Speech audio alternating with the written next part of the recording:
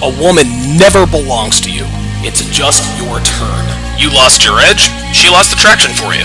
That's how it works. What'd you think she was gonna do? Tell you she cheated? Men cannot afford to get complacent in relationships. Get your fat ass off the couch, start lifting weights and learn game.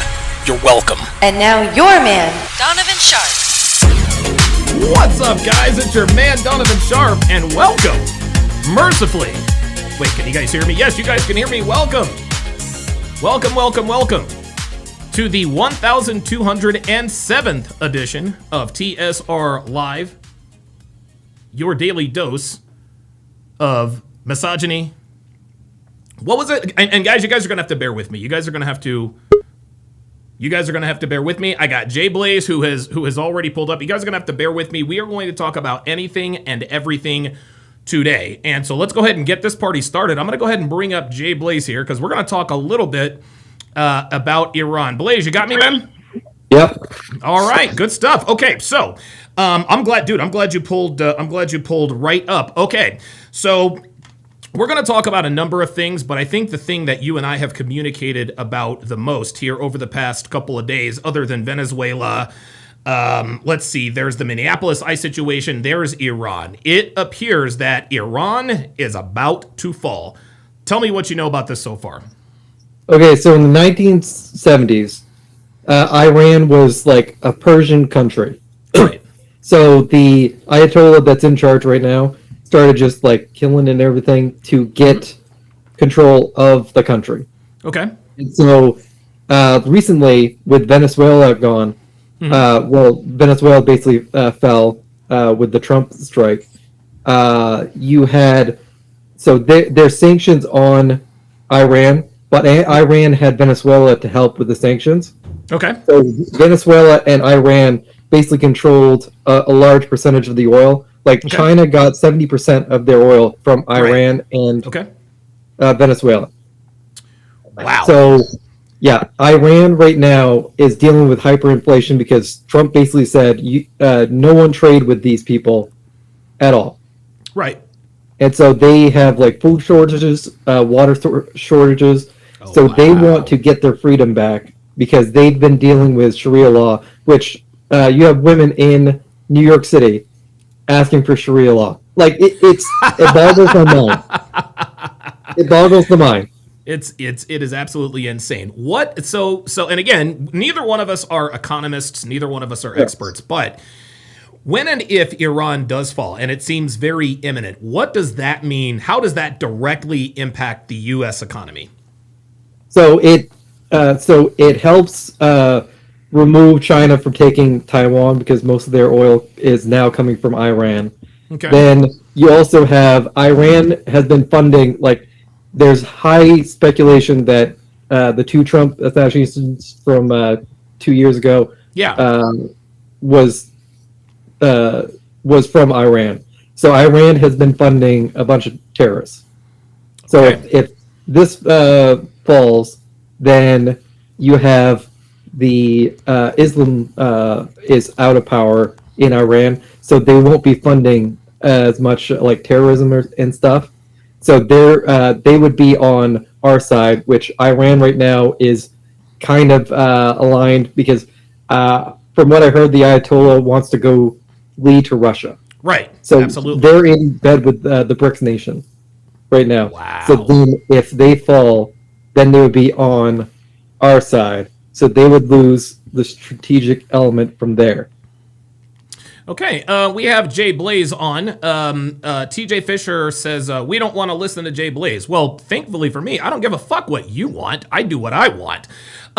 Jay Blaze, talk to me about, and I'll get you out of here on this because I got a lot to cover on this. What is your opinion on us going in and taking Nicolas Maduro? We literally just took over the country. Yeah. Dude, we rolled in our special forces, Delta forces, whatever the case may be. Dude, we walked into their country, kicked down their front door, took their president, and now he's hanging out with Diddy and all the rest of them. What's your opinion on the whole Venezuelan thing? Because a lot of people have a lot of opinions. What say you? See, I personally like it because Venezuela would be basically them going into our backyard, and they would have had because China was in with Venezuela, and if you had let China or Iran there, they would have had a complete line of sight to our country. So they could have put a bunch of missiles or whatever in Venezuela. So that we removed that, and this is why Trump's also trying to get Greenland, because he wants strategic elements and choke points, because Greenland would give us a base near Russia. Sure, absolutely. So that's what China was trying to do with Venezuela, and we cut them off. And it took 3 hours. We used a bunch of new tech, and we basically said to the rest of the world, "Yeah, we're this good." Yes, because, exactly. Dude, we rolled it, and I heard they didn't realize that we were there until just a few minutes before. The wife is like, I think I hear, somebody's at the front door. And just now that's probably an exaggeration. The point is, we got in and out of there, and we didn't lose a soul. I think a couple of helicopter pilots caught a couple of bullets in the shoulder. Yeah. Other than that, we were good to go. So basically, he was in a base, a military base. So we got him out of a military base. I guess there was 200, and we had 200 20 soldiers, and we had some new tech that would mess with people's eardrums and stuff. So they were completely caught off guard, and so we just went in. Wait! Hold on. Now I gotta back it up. I didn't know all of that. Wait, we had some sort of technology that did what? We did something with their eardrums? Helicopters, this is what I saw. On top of the helicopters, you have some sonar stuff or sonic waves, and so they if you can mess with your inner eardrum, then you lose all equilibrium. Yeah, and so that's what they did, and then it was just basically just pot shots to all the people. Security guys were saying. America first. Jay Blaze. Oh, go ahead. I'm sorry. Go ahead. Keep going. Well, dude, all you did was take that leader out. It was basically in and out, and no soldiers were hurt or anything. No. And dude, we now have basically underfoot the top one of the top 3 oil providers, which heavy crude, which we need for Texas, Louisiana, and all those. Those deal with heavy crude. So this is the black tethery stuff, because there's 3 different types of oil. So there's heavy, medium, and light. Right. And so we needed that to refine, and they needed it because they were dealing with hyperinflation and stuff. So they didn't really have a plan. And this is exactly what's happened to Iran too. They have hyperinflation. It's up to 60%. And a regime change was definitely needed. Yeah, and this is why the people are pissed off there. And if they fall, then we can come up and help do them what we out. need to do. Jay Blaze, listen, man, thanks for making time for us, man. I appreciate you coming on and sort of educating us. I'm not as educated on this stuff as I think I ought to be, because I consume sports 24/7 all the time. But I'm looking at 1, 2, 3, 4, 5, 6, 7, 8. I'm looking at 9 monitors. I need to have Fox News on one of these monitors, because I really need to be, because if I want to increase my relevancy, I need to diversify my points. And it's wild, the difference between the Iran protests and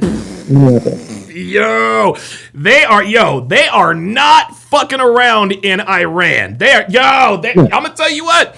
I'm gonna tell you this, and I'll let you get out of here. People in Minneapolis think they got it bad there. Go to Iran and try to hold up a picket sign and see what happens. You had it where we all know about the woman who tried to run over ICE. It turns out he has internal bleeding right now. ABC I did read about that. Yes. Yeah. So, dude, you had the girlfriend go, "Why are you using real bullets?" They think it's a game. You were dealing with why are you using real bullets? Because you're posing a real danger. Oh my god. Exactly. They think it's a game. You know what? Correction. They thought it was a game. Now they understand this shit is for real. Hashtag fuck around and find out. Jay Blaze, thanks for coming up, man. I appreciate Later, man. All right, brother. Yeah, Jay Blaze is, I'm going to tell you what, man. Jay Blaze is, he is as knowledgeable on this stuff, really, as anybody that I talk to. Myron is obviously, yeah, somebody in the chat, somebody just said, just hit up Myron. Yeah, absolutely. Dude, I can certainly pick Myron's brain about this, but by the same token, you know, I need to be able to stay, because I can go stride for stride with any, like, dude, it does not matter. If it doesn't matter in the world of sports, I can go stride for stride with just about anybody about their team. And this is what made me a very good salesperson, is even, let's just say that I were selling mattresses or whatever, or selling cars, and I noticed that a customer is wearing a Green Bay Packers shirt. The first thing I'm going to say, hey, man, like, can you believe that the Packers actually are thinking about firing Matt LaFleur? Like, should they, I need to have that kind of knowledge in terms of current events, politics, and things of that nature. I've never been a good debater because I've never been a good arguer. That's probably part of the reason why I'm not a good debater. I've never had an argument with Devin, and I don't plan to. And my first argument with Devin will likely be my last, because I just don't like, I'm not going to argue with her. Like, it's my way or the highway. She knows that I know it. It is what it is. But I think I need to get up on this. All right, let me go through the chats, and then we will by the way, yes, later on in the show, actually in a little while in the show, we are going to break down a loyalty test by Udi. Please, and then after that, I'm going to move the show to Rumble, where we will do the Hard R podcast. I have to move the Hard R podcast to Rumble because now these YouTube accounts that post these police videos, now they're starting to hit me up for, you know, copyright and this and that and a third. And good for them. Like, good for them. Not even copyright. It's like revenue sharing, whatever the case may be. Good for them. But whenever your video gets dinged like that, it always sort of it has a tendency to sort of shrink the audience and the reach. So from now on, the Hard R podcast will be on Rumble, and we've got 22 over watching on Rumble. Meliadas is first, Invocator second on Rumble. Species 666 says there was a post on X from a Survivor raid that talked about what happened there and about the tech used against him. If I'm gonna tell you what, Species 666, if you have that link, drop that link, man, because I would love to take a look at that. I really, really would. Okay. All right. Dr. B84 is in the house. Appreciate that very much. King Life. You know what, King Life? I don't know if you have my. Hang on, King Life. I'm gonna shoot you a text. Now, the reason why, guys, by the way, the reason why I've been noticeably absent from the live streams, and those who are very, very, very, very close to me, Miami J, who's in the chat, Jay Blaze is in the chat. Later on, I imagine Phoenix Light Games will be up.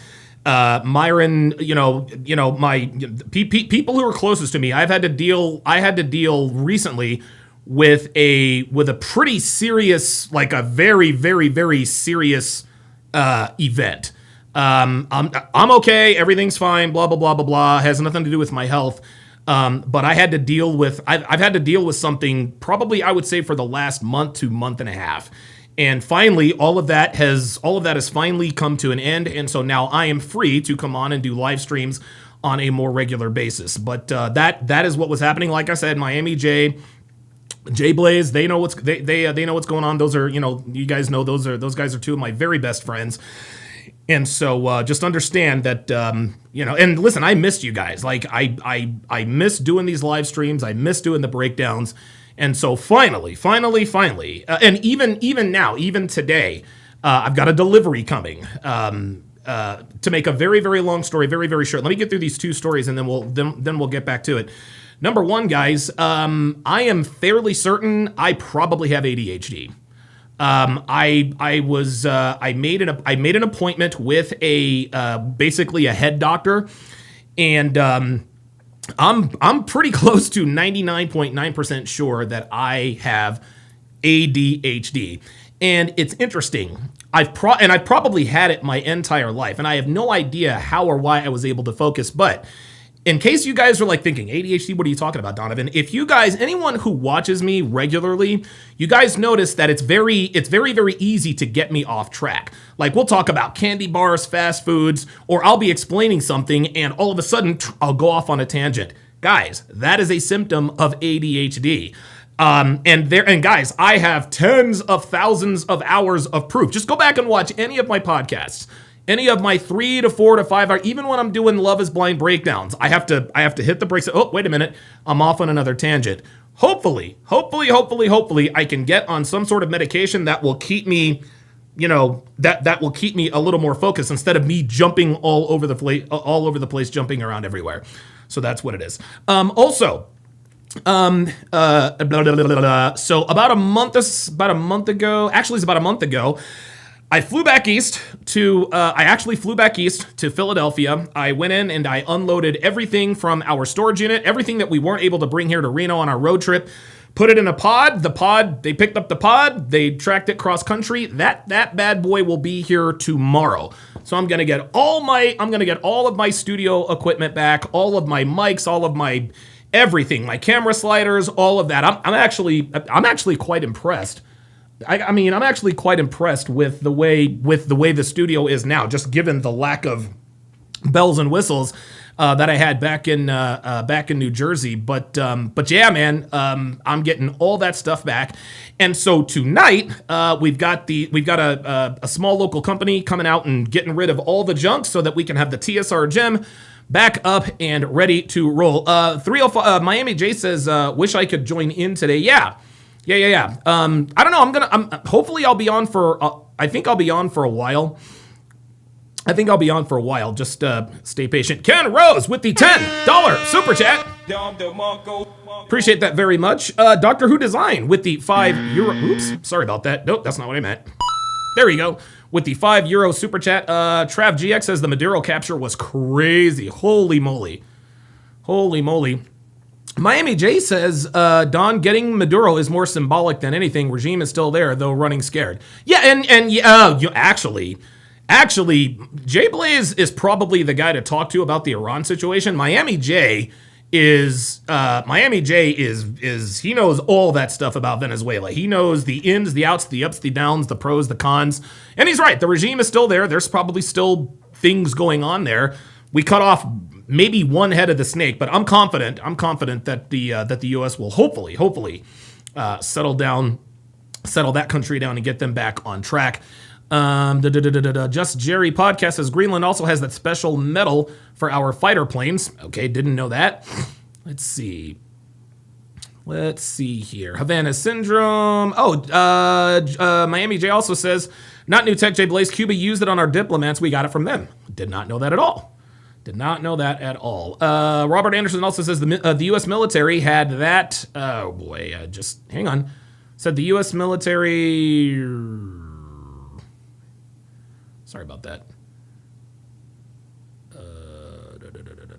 I do apologize. It just skipped. But it's all good.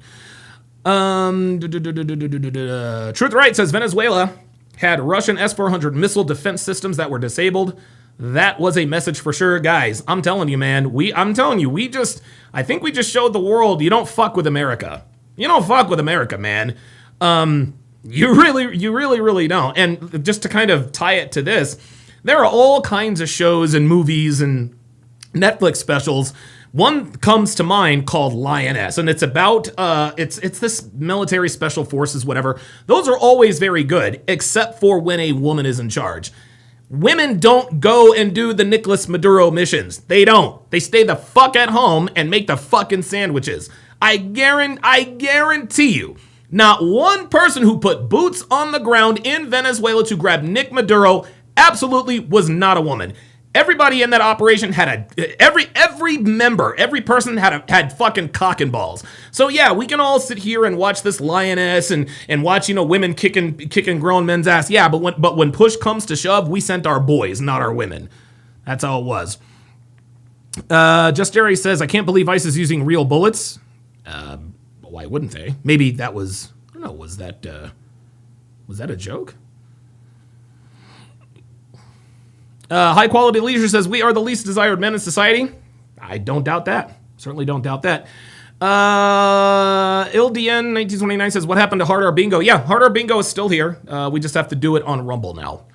We have to do it on Rumble. Melanie Mario says, good to see you, Don. Been so long. Hope all is well. Yeah, all is very, very well. All is very, very well. High Quality says, well, what happened? Spill the tea. No, I am not spilling. No, guys. Like, I appreciate, and High Quality Leisure, I've never seen you in my chat before. But I'm not, like, listen, you guys know I try to be as open and honest with you guys as humanly possible. There are just some things I'm going to keep to myself. Like, you serious with that? Like, dude, this was a serious situation. I'm not just going to spill the tea. Jesus Christ. Danny Gonzalez says, glad everything is cleaned up and you're back. That's all that matters. Appreciate that very, very much. Can't wait for Hard R Bingo. Absolutely. Dr. B84 says, psychiatrist, I'm assuming. Absolutely. Robert Anderson says, when's the last time you had an IQ test? Sometimes it's a sign of a high IQ. Guys, I appreciate it, but I'm not. I'm not a high IQ guy. Guys, I'm not. I say all the time, man, I'm not as smart as I look. Or I'm not as smart as I sound. Yeah, I've made, I don't know. I'm not, like, I'm confident in my intelligence, but I don't even know what a high IQ guy even sounds like. Maybe a guy like Myron or Kevin, who knows. But I imagine, and here's how I know. The reason why I know I don't have a high IQ is because the thought of taking an IQ test gives me a headache. So, but I appreciate that. Wow, he's got some agreement. Says, yes, people with high IQs tend to act the same way. Oh, Jesus Christ. Dude, let me find out that I'm like this low-key genius, right? Let me find out I'm a genius. I don't know. Maybe I will take an IQ test. We'll see what happens. Trini Boy with the $5 super chat says, glad to see you back, Don. Appreciate that very much. Dr. B84 with the $10 super chat says, check the recent link I tagged you on in Discord. It's prime hard R material. Yes. Rack 1966 says, sorry about your Eagles, Donovan. Hey, listen. I'm good with what happened with Philadelphia. This is just how it goes. I guess I was going to talk briefly about Nick Sirianni. I guess I can do that now. It's just clear that people just don't like the guy. And it's interesting. And Nick Wright and Colin Cowherd, those are the two main culprits. Nick Wright and Colin Cowherd and other people in sports media, they have been doing their level best to try to get this man fired. This was funny. Before last season's Super Bowl run, before the playoffs even started, we had Colin and Nick talking about, well, if the Eagles go one and done, Sirianni should be fired. Even if they had gone one and done, they were just in the Super Bowl 2 years ago. Every year Sirianni's been in Philadelphia, he's been in the playoffs. Been in the playoffs 5 years. He's won, 3 division titles, been to 2 Super Bowls and won 1. And nobody seems to like it. So finally, and this was funny. This was 2022 all over again. Great Super Bowl run. What happens? The league came in and they poached all of our coaches. Shane Steichen left Philly for Indianapolis. Jonathan Gannon left Philly for Arizona. We got off to that 10-1 start. The 49ers came and punched us in the mouth. We were never the same after that. Clearly the coordinators were the problem. Okay, no problem. So what did we do? We got rid of our coordinators, hired Vic Fangio to man the defense, and Kellen Moore for the offense. Guess what happens? We go to the Super Bowl and we absolutely dump truck, boat race, curb stomped the very, very average Kansas City Chiefs. What do you think was going to happen? And here's the thing. The only reason why the league hasn't coached Vic Fangio from us is because Vic Fangio is like 97 years old. Vic Fangio doesn't want to be a head coach. I think he might have been there, done that. I don't even know if that's even happened. But what happened? They plucked Kellen Moore. Kellen Moore, brilliant play caller. Now he's down in New Orleans. Jalen Hurts is about to have his 12th straight play caller since college. And the funny thing is these people don't want to give anybody the credit. Well, the reason why Jalen Hurts was a Super Bowl MVP is because he played on a great team. I'm sorry, name me a Super Bowl MVP that didn't have a great team around him. Well, Nick Sirianni is being carried by a great team. Name me a Super Bowl winning head coach that did not have a great... Well, it's really Howie Roseman. Name me a Super Bowl winning team that doesn't have a great GM. Okay, like, At some point, at some point, you have to give credit where credit's due. Yes, I'm disappointed the Eagles didn't go to the Super Bowl this season. We still have the same guys, assuming we hang on to AJ Brown, but it's just ridiculous. It's ridiculous. I think Colin Cowherd and Nick Wright just need to come right out and say, we just don't like the guy. We just don't like the guy. That's really what it comes down to. They just do not like Nick Sirianni. And here's the funny thing. Nick Wright actually made a good point. He made a very good point. He's like, okay, well, we all saw what happened. We're all seeing what's happening with John Harbaugh and who else is a hot coaching candidate? And Kevin Stefanski. A lot of hot coaching candidates. And you can tell a lot about the way the league perceives a coach when they get fired, how much interest they get, right? When the Ravens announced that they were going to fire John Harbaugh, I can promise you John Harbaugh's phone probably shut off because it was too damn hot. He's probably getting calls from all over. Kevin Stefanski, same thing. Mike Tomlin, same thing. Nick Wright says, but what would Nick Sirianni get that same treatment? Of course he wouldn't. That doesn't mean he's a bad football coach. Look, the deal is this, man. Maybe, and we can say that about a lot of other people in positions. The only team that was going to give Dak Prescott $60 million was the Cowboys. No other team was given Prescott $60 million except for Jerry Jones. Say what you want about Nick Sirianni. You can like him or dislike him, but anyone who is openly advocating for a man with Nick Sirianni's resume to get fired simply because they don't like them, that's fucking female. Okay? There are a lot of people in my life that I just do not like.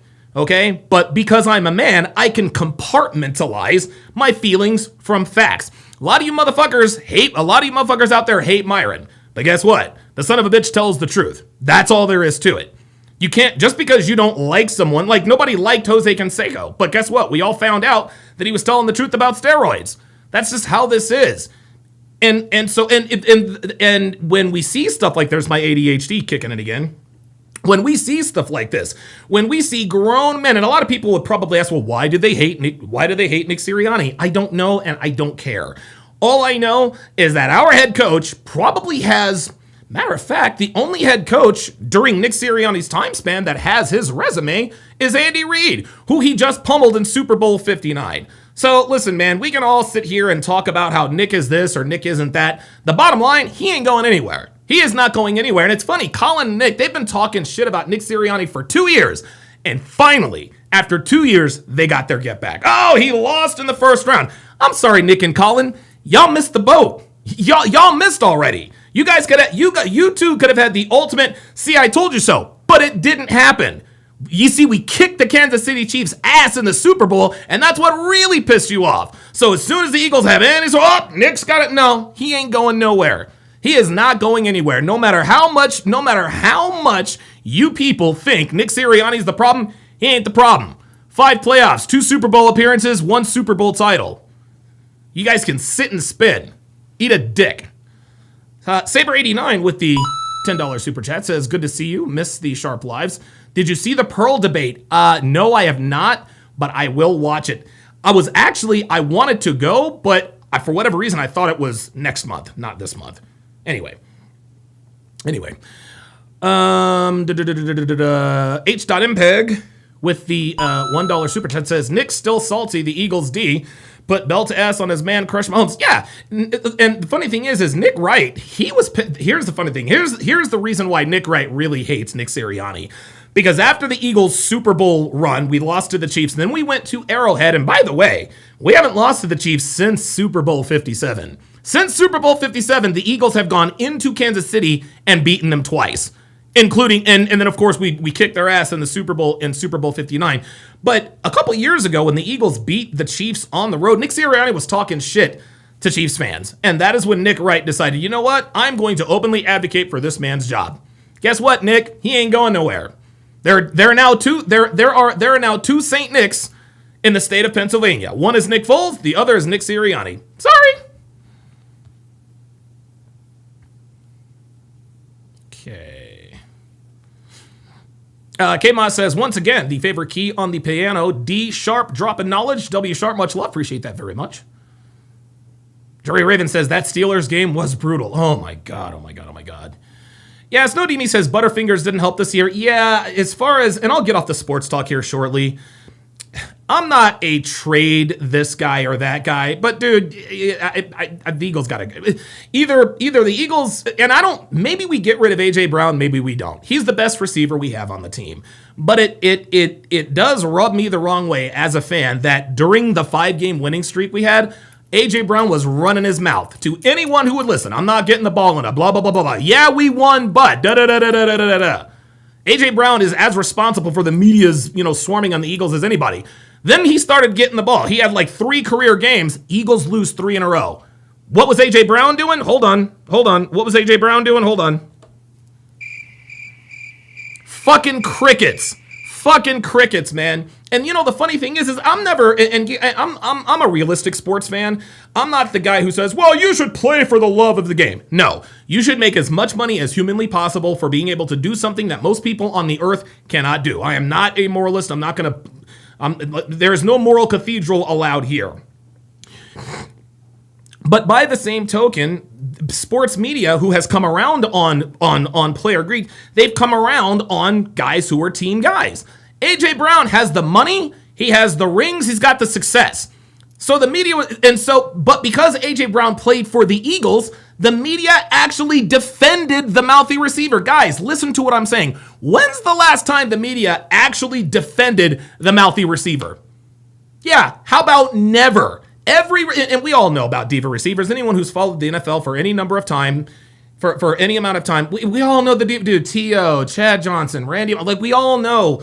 For whatever reason, the further you get away from the football, the more diva you tend to be. These guys get crucified in the media all the time for being diva receivers. But because A.J. Brown is playing for the Eagles, who nobody likes for some reason, well, it's okay for him to run off at the mouth because, and here was their defense. Well, A.J. Brown's got it all. He is now trying to build a Hall of Fame career. Well, guess what? Go do that with another team. We want Super Bowls here. We don't want catches. A.J. Brown was happier during our 3-game losing streak than he was on our 5-game losing streak. We can't have guys in the locker room. We can't. The Eagles cannot have that element in the locker room. If some nigga's bitching and moaning about his touches and this and that and the other during a winning streak, you can't have him on the team. Saquon also had a terrible year. Did you hear him talk? No. He wasn't bitching, well, I'm not getting the carries. Devontae Smith, same thing. No. Was A.J. Brown running off at the fucking mouth? But again, the straw that broke the camel's back for me.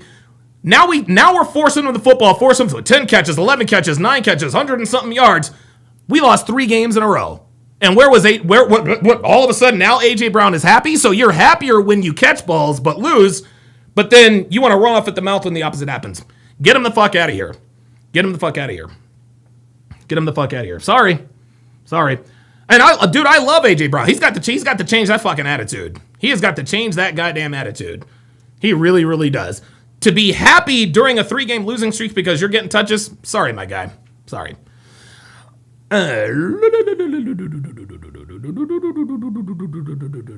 Michael Lee says, good afternoon, Donovan. Happy New Year. Donovan, how is wifey doing? She's doing very well. Are you ready for Major League Baseball this year? Yes, very much looking forward to baseball. Heretic says, with the game on the line and Philly throws a pass to receiver with, oh my God, dude, I know. Oh my God, dude, that was just, Trav GX says, I'm in a college class and this girl asked me to go out for food several times. Then when I made a move, she said she wanted to be friends. Why did she waste my time? Oh, well, that's easy, Trav. And thanks for telling that story. The reason she wasted her time is because she just wanted your attention.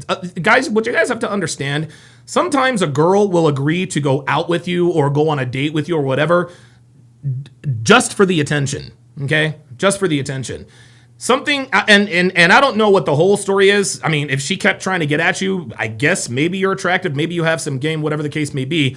But whatever, and she might have made up her mind before she even asked you out. But something you either said or did turned her off, gave her the ick, and that's why she said she just wanted to be friends. Either that or she always wanted to be friends. But the reason why she wasted your time is because, well, that's what girls do. So if you can give me a little more context, if you want to pull up, I've got the pull-up line open. If you want to come up, you don't have to show your face. If you want to give me a little bit more context in terms of how that situation matriculated, maybe I can give you a better, more in-depth answer. But at this point, just based on what you've told me, the reason why she wasted your time is because A, that's what bitches do, and B, women need attention more than they need oxygen, and you gave it to her. That's what it is. James Hancock says late to the party, but I'm glad to see back in another Donovan stream. Absolutely. Robert Anderson says free food and attention. Absolutely. Robert Anderson says some of the best players have something called humility. Yeah, I don't mind the cocky player. I don't mind, Puka Nuka. I don't be cocky, be arrogant. But if you're running off at the mouth during a winning streak, and it didn't even bother me during the winning streak because he made a lot of good points. But now we're giving him the football. We're losing 3 in a row, and now I didn't want to say anything. Sorry. That's what told me that was selfish. All right, very good. Okay. So, what we are going to do now, I'm going to take it back. I'm going to go a little bit old school here. And I don't know, maybe we will pull up the Pearl debate and take a look at that. I think that's probably going to be tomorrow's topic. But what I'm going to do is I'm going to go old school. I'm going to go old school with a little bit of new school flair. Give me a second here.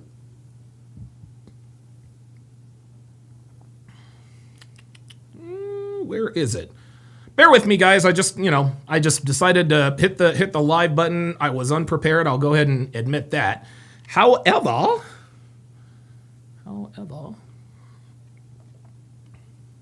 Perfect. So, what I'm going to do, guys, is I'm going to go old school on you, and I'm going to revisit. And I think I'm going to start doing this on a more regular basis. And again, guys, if you want to talk about anything, you can pull up. The link is pinned in the chat. Let me spam it again. Wait. No. The link is pinned in the chat, guys. If you want to come up, you do not have to show your face. But I'm gonna go old school here and do a little bit. I'm gonna do these more often just to kind of refresh your memory, because I assume that everyone who's in here, whether I recognize them or not, understands everything that I've taught. Like, this is my 1,207th live stream. And guys, I've got thousands of other videos that aren't even numbered. I've been doing this for a while, but I think a lot of times I assume that everyone who's watching has watched and seen every single one of my podcasts, and I think that kind of devalues things a little bit. I think going over these again is very good educationally, but there's going to be one twist. I'm actually going to have the article being read by an AI voice, right? So I can talk all I want to, but I think hearing it in an AI voice gives it a little bit more, I guess maybe a little bit more realism. You guys saw I did the whole AI experiment with people writing in. Giving me their relationship problems, and of course I put it in AI. That didn't really turn out too well, which is why I encourage people to obviously come up. Give me 1 second here. Okay, do I have everything ready to go? Okay, there we go. Okay, very good.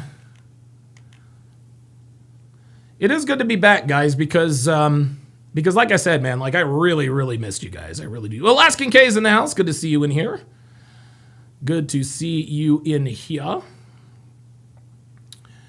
Okay, so let me make sure I'm on the right screen. So, in case you guys, there we go. So for those of you, I guess, who are relatively new to the show, new to the program or whatever, there was anyway. We've nicknamed this woman Amy the Cautionary Tale Horton. And the reason why is because she is the poster child for what happens to women when they buy into the feminist lie that sleeping around in your prime fertile years is, well, good for you. The website is called bold.com. And I've broken down numerous websites for bold.com. All bold.com is it is literally a website that glorifies and encourages promiscuous female behavior. It also justifies it. Yes, Jay Blaze says Amy Horton, as affectionately referred that by what's his name, Terrence Popp. Terrence Popp and Blake, they call her Amy Horton. A few years, actually years and years ago, I broke down an article that she wrote where she freaked out about the fact that she can't find a boyfriend now that she's in her mid-30s. And then a few days later, I talked about a post she did that expressed concern that she can't emotionally bond to men. Now, I will give Amy Horton some credit here. In her quote-unquote defense, she does keep it 100 about what goes on in her dating life, okay?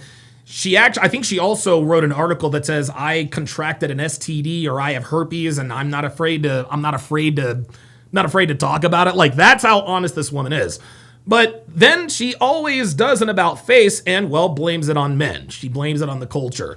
She blames her failure to get with a man of value on everyone and everything but herself. And the way she does it is both transparent and, well, really quite funny. Well, like I said, today I'm going to go old school here. And break down one of her most popular articles. As you guys can see, it is entitled, I've gotten blown off by men so much lately that I'm literally questioning everything. And like I said, I'm going to have the AI voice. Read the introduction. Let me make sure you guys can see it. Actually, you know what? Let's do this. I think I can, There, whoa, wait a minute, that was too big. And yes, I know this is clunky and all this other kind of stuff, guys, but it's been a while. Okay, so without further ado, here is the introduction. I used to think my problem was that I wasn't trying to date, but I've been met with a rude awakening. I opened up to the possibility of meeting a man by actually putting myself out there, but all I've gotten in return is a whole lot of rejection. Here is why I'm feeling totally hopeless. Okay, so she's feeling totally hopeless. She puts herself out there, etc., etc. That's all. That's really what this is about, guys. That's really what this is about. And women who live a life like Amy Horton eventually get to this point. So let's go. Let's go to number one. Let's find out what her first reason for being frustrated is.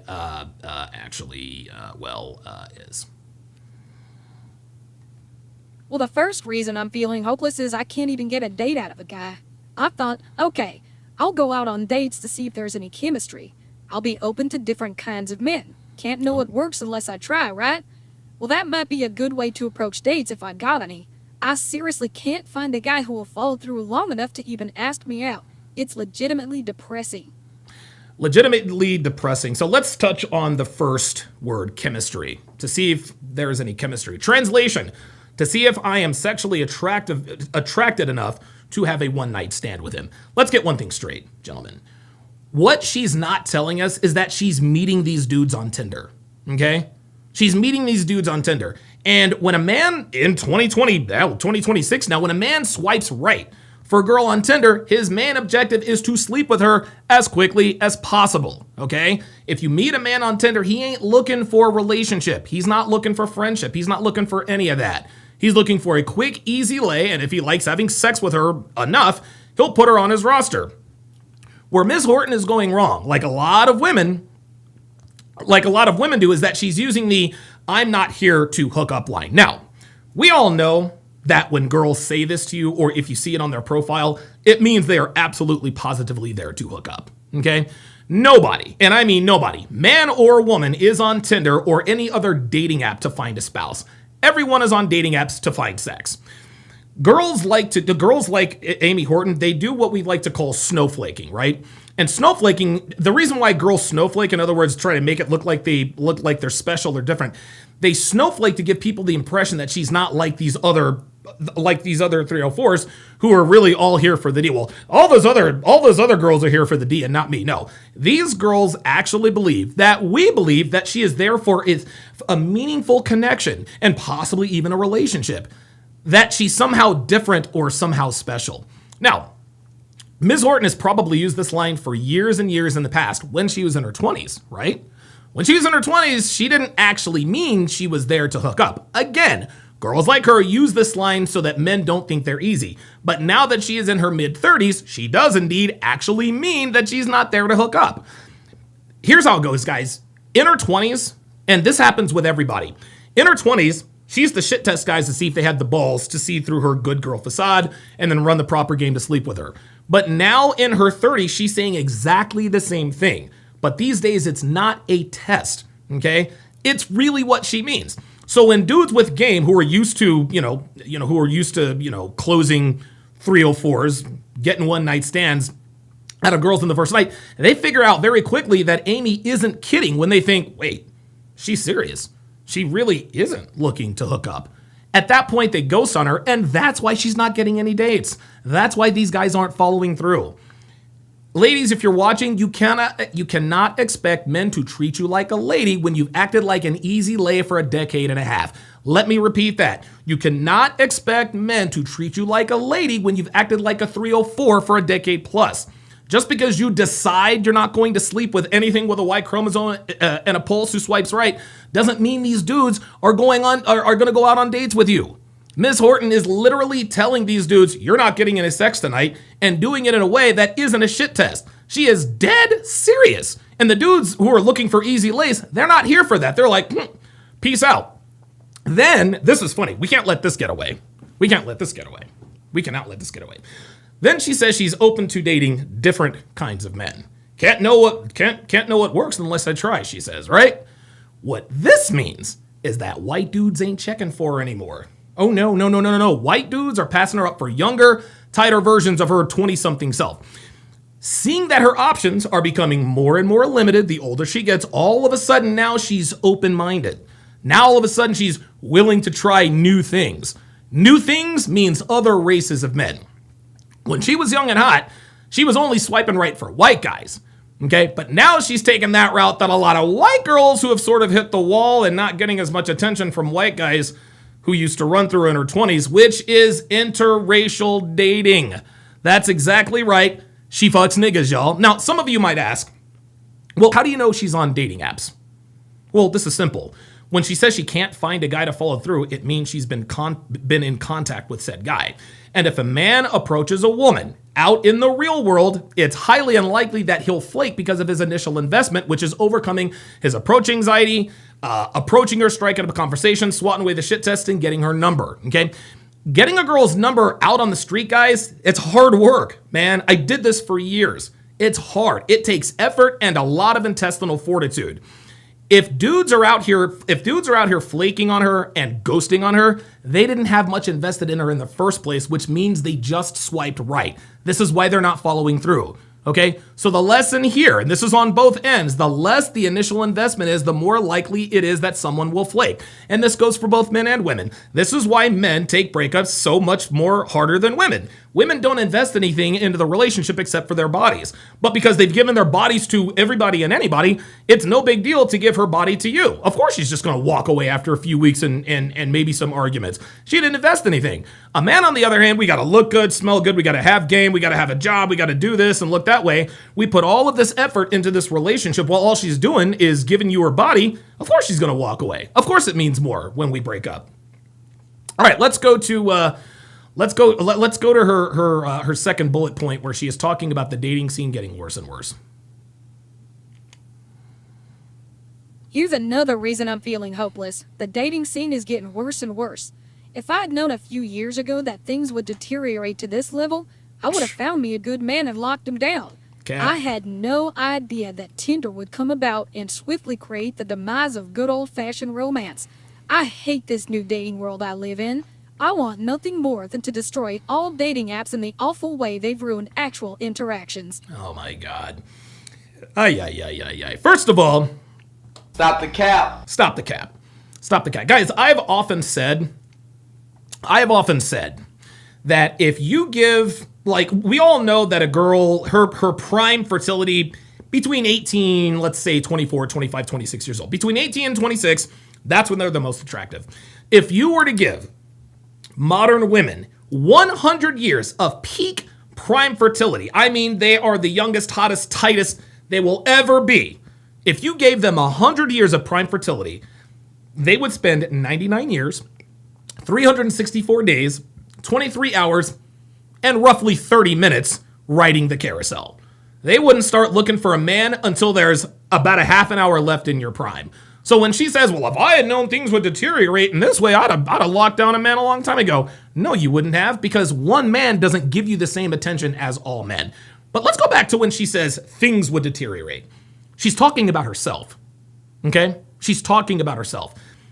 She doesn't realize she is, because surely she's every bit as attractive at 34 as she was when she was 24. So the fact that she doesn't have many options has nothing to do with her deterioration. Oh, no. It's the dating market that's deteriorated, right? Even though the wall comes fast for women and their attraction drops precipitously, they are always the last to know or acknowledge they've hit the wall. Amy Horton has no idea that Father Time is now collecting his debt for having given her absolute power over men for the better part of a decade. And she won't figure this out until a guy actually tells her, well, I've never dated an older woman before. That's when it's going to hit her like a ton of bricks. And that is going to be a rude awakening. She said let's go back to the found a good man thing. She said she would have found a good man to lock him down if she had known things would deteriorate. She's saying this. She's saying that because of the deterioration. I'm sorry. She's saying, what she is saying is that because of the deterioration of the sexual marketplace, there aren't as many good guys out there. But what she fails to realize is that, is that there aren't as many good guys available to her. We hear all the time, women, where have all the good guys gone? The good guys are still around. They just don't want you anymore, okay? Her blindness to her own decline in sexual market value makes her think that there aren't as many good guys around, okay? This statement literally says, where have all the good guys gone? Which is the calling card of a woman who's been passed around for an extended period of time. Any woman who says, where have all the good men gone, is absolutely 100% a hoe. 304, slut, tart, whatever. That's how that works. Then she says, this is funny. Then she says that Tinder has diminished old-fashioned romance and that she hates this new dating world, which is funny because she's actually on Tinder and she probably has been for a while. Ladies, I'm not even going to talk to the women. Women cannot expect good old-fashioned romance if they're on dating apps, okay? Ladies, if you want good old-fashioned romance, then delete all of your dating apps and make yourself more approachable in the real world. Being kind instead of bitchy, looking men in the eye instead of looking at your phone, dressing like a feminine woman instead of a 17-year-old computer hacker. Girls are always confused as to why men don't approach them as much as they used to. There are two main reasons. The first reason is obvious. The West has basically criminalized approaching women in public by making catcalling and striking up conversation against the law in some areas. And I think it's actually against the law in the UK. The second reason is they're not approachable. Okay, I just talked about it, and here I'll add a third reason. The reason why guys don't approach is because girls are giving away their bodies like it's Halloween candy online, man. So now we have to ask ourselves this: why on God's green earth would men risk embarrassment, humiliation, and even possibly criminal prosecution trying to strike up conversation with girls who look like men and act like they have no interest in men when they can just bypass all that nonsense by opening their phones and jumping on Tinder? Okay, I'm here to tell you, Miss Horton, Tinder didn't ruin face-to-face interactions. Okay, women did. Tinder. Let me see if I can get my thoughts together. And think about it this way, guys. Tinder is basically the digital manifestation of the romantic female transformation. Okay, girls don't want guys to approach them in public. Okay, they themselves, girls, they don't want to make an effort to look feminine and presentable in public. and they don't want to publicly display their interest in men. And so Tinder was created to satisfy these objectives. And predictably, women are complaining about it, especially older women who aren't getting as much attention, like Ms. Horton. Okay? Instead of destroying all dating apps, how about women start acting like women again? That's the only way face-to-face interactions will ever make a comeback. Let's move to her. Actually, this is funny. So this is obviously just some sort of a sponsor. They actually used to have like dating advice on here, which was fucking a joke. All right. Okay. Well, let's hear Ms. Horton talk about her experience being quote unquote one of the guys. Here's something else that frustrates me. There are so many available options that guys don't try at all. It's like they're sitting there with a huge menu in front of them, and it's so overwhelming that they can't decide what to eat. If they try me out and I'm not immediately to their liking, they move on easily. There's no need for effort, and it's sickening.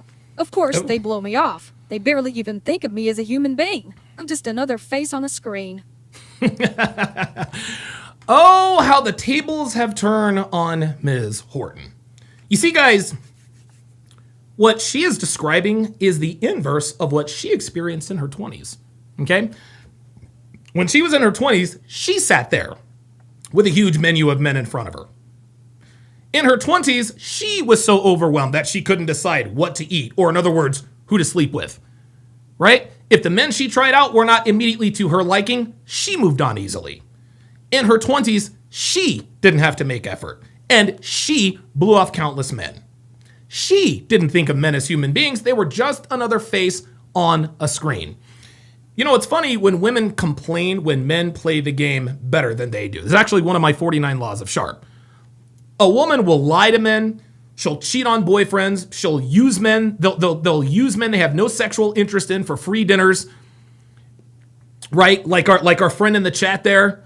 And they have divorce parties for their husbands when they divorce their husbands from their husbands. But as soon as one man plays the game better than she does and gets over on her, it's men ain't shit.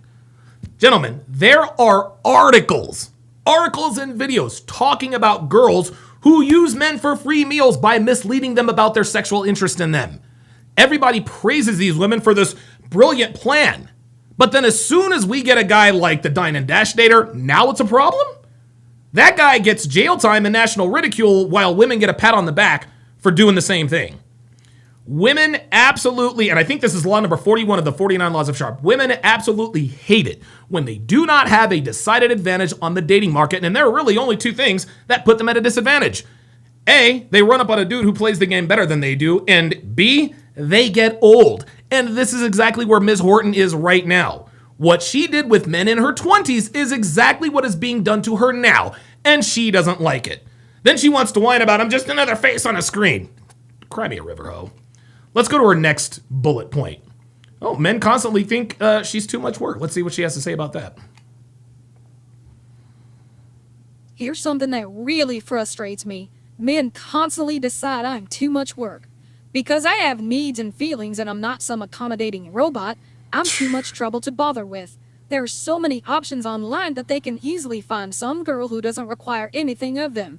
I avoid all the douchebags by refusing to let go of my standards, but I'm getting rejected by so many men that it's starting to screw with my head. Yeah.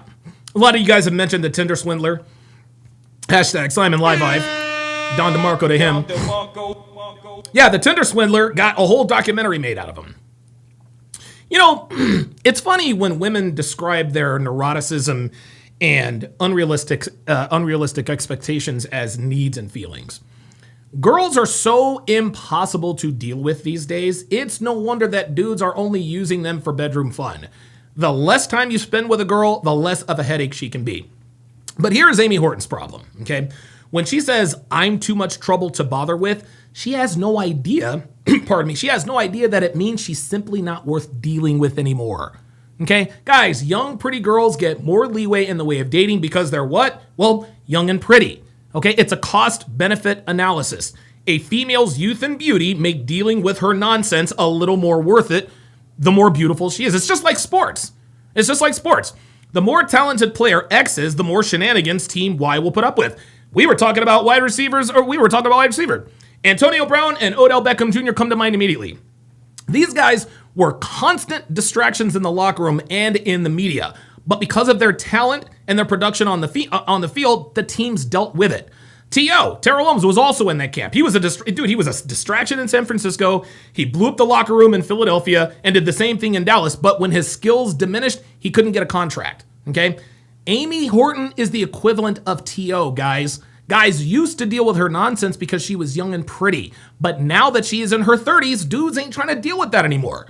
But instead of her saying, I'm too old to put up with, she says, I'm too much trouble to bother with, as if to imply that men are the issue and not her diminishing beauty. Then she complains, this is funny, then she complains that there are girls who don't require anything of them. This again is a female who expects men to cater to her for no other reason but that she is a woman, and is surprised that there are no other women who understand that at their advanced age, beggars cannot be choosers. Gentlemen, these are the musings of a female who is grossly overestimating her own sexual market value. The fact that she indirectly says that she requires things from these men is laughable. What exactly are you requiring? What, you want men to open doors for you? You want men to be a gentleman who treat you like a lady? Sweetie, you're 34, about to be 35. Get out of here with that. Here's the deal. And I'm talking to you, Amy. You had your chance to dictate whatever you wanted out of men in your 20s. But because your sexual currency is now next to nothing, now you want to complain that other women your age have figured out that they're in no position to make requirements of men? Like, make that make sense. Then she says she's refusing to let go of her standards. And that's the problem. As a post-wall female who's been rode hard and put away wet, you don't get to have standards anymore, okay? Ms. Horton, you will take what you can get and you will like it because your options are limited. And that's what's really messing with your head. Let's move to the next one. Oh, she demands common courtesy. Oh, can't wait to hear what she says about her demanding common courtesy. Here's another reason I'm frustrated. I demand common courtesy, therefore I'm considered a pain in the ass. Women must have horribly low standards these days because guys are always shocked when I want them to give me respectful treatment. Yes, if you want the pleasure of my company, I expect you to plan a day. It doesn't have to be fancy, but at least come up with something. The level of laziness among single men is appalling. No wonder none of them have girlfriends. Now she's resorting to the name calling. You douchebag, no wonder why girls don't like you. When women start saying things like this, they know the end is near. Okay, anyway. It's not that women have horribly low standards. It's that Ms. Horton's standards are too high for her sexual market value. Men are shocked when you want them to give... Here's the thing. Pardon me. Men are shocked when you, Ms. Horton, want them to give you respectful treatment because you're 35 past the wall and you don't act like a lady. Here's another thing that women of all ages are grossly unaware of. Listen up. You have to earn respectful treatment from men who are worth a damn. Let me repeat that. Ladies, if you want respectful treatment, you have to earn it, okay? You don't just get to show up and get treated like a lady because you are a female. Now, back in the day, being treated like a lady was standard. And the reason for that is because just about every female was worthy of respectful treatment. Why? Because they were respectful. They didn't wear pajamas in public. They didn't give it up to anything with a Y chromosome and a smile. They said please and thank you and smiled and were pleasant. But women these days are literally the polar opposite. Today's women are the furthest they've ever been in terms of being worthy of respectful treatment from men than they have ever been in human history. So Amy Horton expecting respectful treatment when she's acted like a neurotic, entitled, and promiscuous woman until about 15 minutes ago is absolutely laughable. And newsflash, Ms. Horton, your company is not pleasurable unless we're having sex with you, and even that's lackluster. Guys, this is how women think. This is how they think. They think that by simply being present, you are in debt to them. Well, he owes me respectful treatment and dinner and drinks just because my presence alone is worth all that. Get out of here with that. Are you serious? Dude, if I swipe right on a 30-something slut, the only thing I'm planning is the time I schedule my Uber to come get me after I blow her back out for 6.5 minutes. I ain't sticking around for any chit-chat or her valuable company, and neither is anybody else. Oh, and the reason why these guys, these losers don't have girlfriends, Miss Horton, is because none of these hoes is worth committing to, and they know this. And because they know this, they act accordingly, which is to blow your backs out, then bounce like a bad check before you get your bra back on. And it's funny. You act like the reason they don't have girlfriends, you act like this is the reason they don't have girlfriends, yet you're visibly bothered by the fact that they rejected you. So if you're feeling some type of way about being rejected by men who are supposedly losers, then what does that say about you and your choice in men? Mike Steele with the $5 super chat says, bet this $5 she's leaving out the part where the men dip after she brings up her herpes. Yep, you're probably right. Ay. All right, let's go to the next. Let's go to the next point. Even when I think things are going well, she gets ghosted. Oh boy, I can't wait to hear this. Even when I think things are going well, I get ghosted. Sometimes guys actually lead me to believe they're truly interested. They say lots of pretty things and compliment me. They state their excitement to spend time with me. Funny enough, when it comes down to actually jumping in, they suddenly make excuses and disappear. What kind of a world do I live in where guys are too afraid to actually meet in person? It's bizarre. Yeah, there's nothing bizarre about this. Okay? This is simply a byproduct of a man with more options than you. Okay? He'll swipe right on you because you're decent looking. Okay? He expresses excitement to spend time with you and all the rest of that. But what she's not telling us are two of the main reasons dudes are flaking on her. Number one, and we talked about this earlier, she makes it crystal clear that she's not looking to hook up by shutting down any attempt at sexual escalation. And then number two, she then demands common courtesy. Think about this. This woman is in her mid-30s, but she's acting like she's in her mid-20s, and this repels men in demand. They're not trying to deal with it. They're not trying to deal with a female who has an inflated sense of entitlement and then tries to force them to treat her like a young pretty girl worthy of courtesy and respect. They're not ghosting because they're afraid to meet up. They're ghosting on her because she's, they're ghosting on her because she's a used 1998 Ford Mustang with 257,000 miles on it with a price tag of the 2020 Mustang Stingray. Dudes ain't paying sticker for a used car, hun. That's not fear. This is what we call common sense. Let's go to the next one.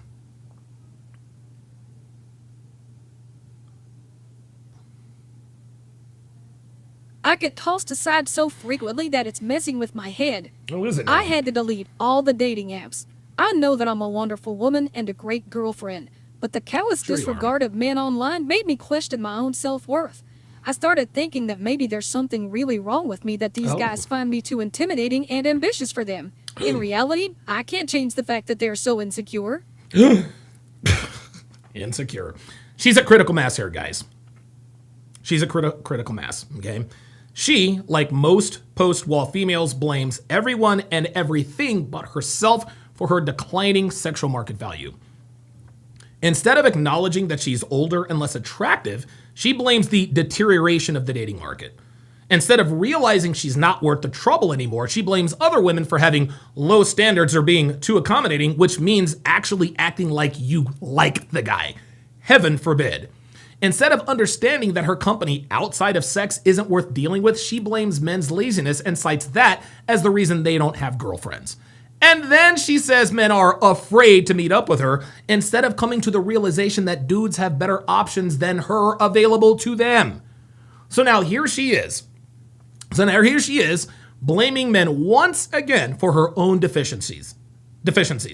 She's just too intimidating and ambitious for them. They're so insecure. You know, the funny thing is, she almost kept it real with herself when she says she started to think that there's something wrong with her.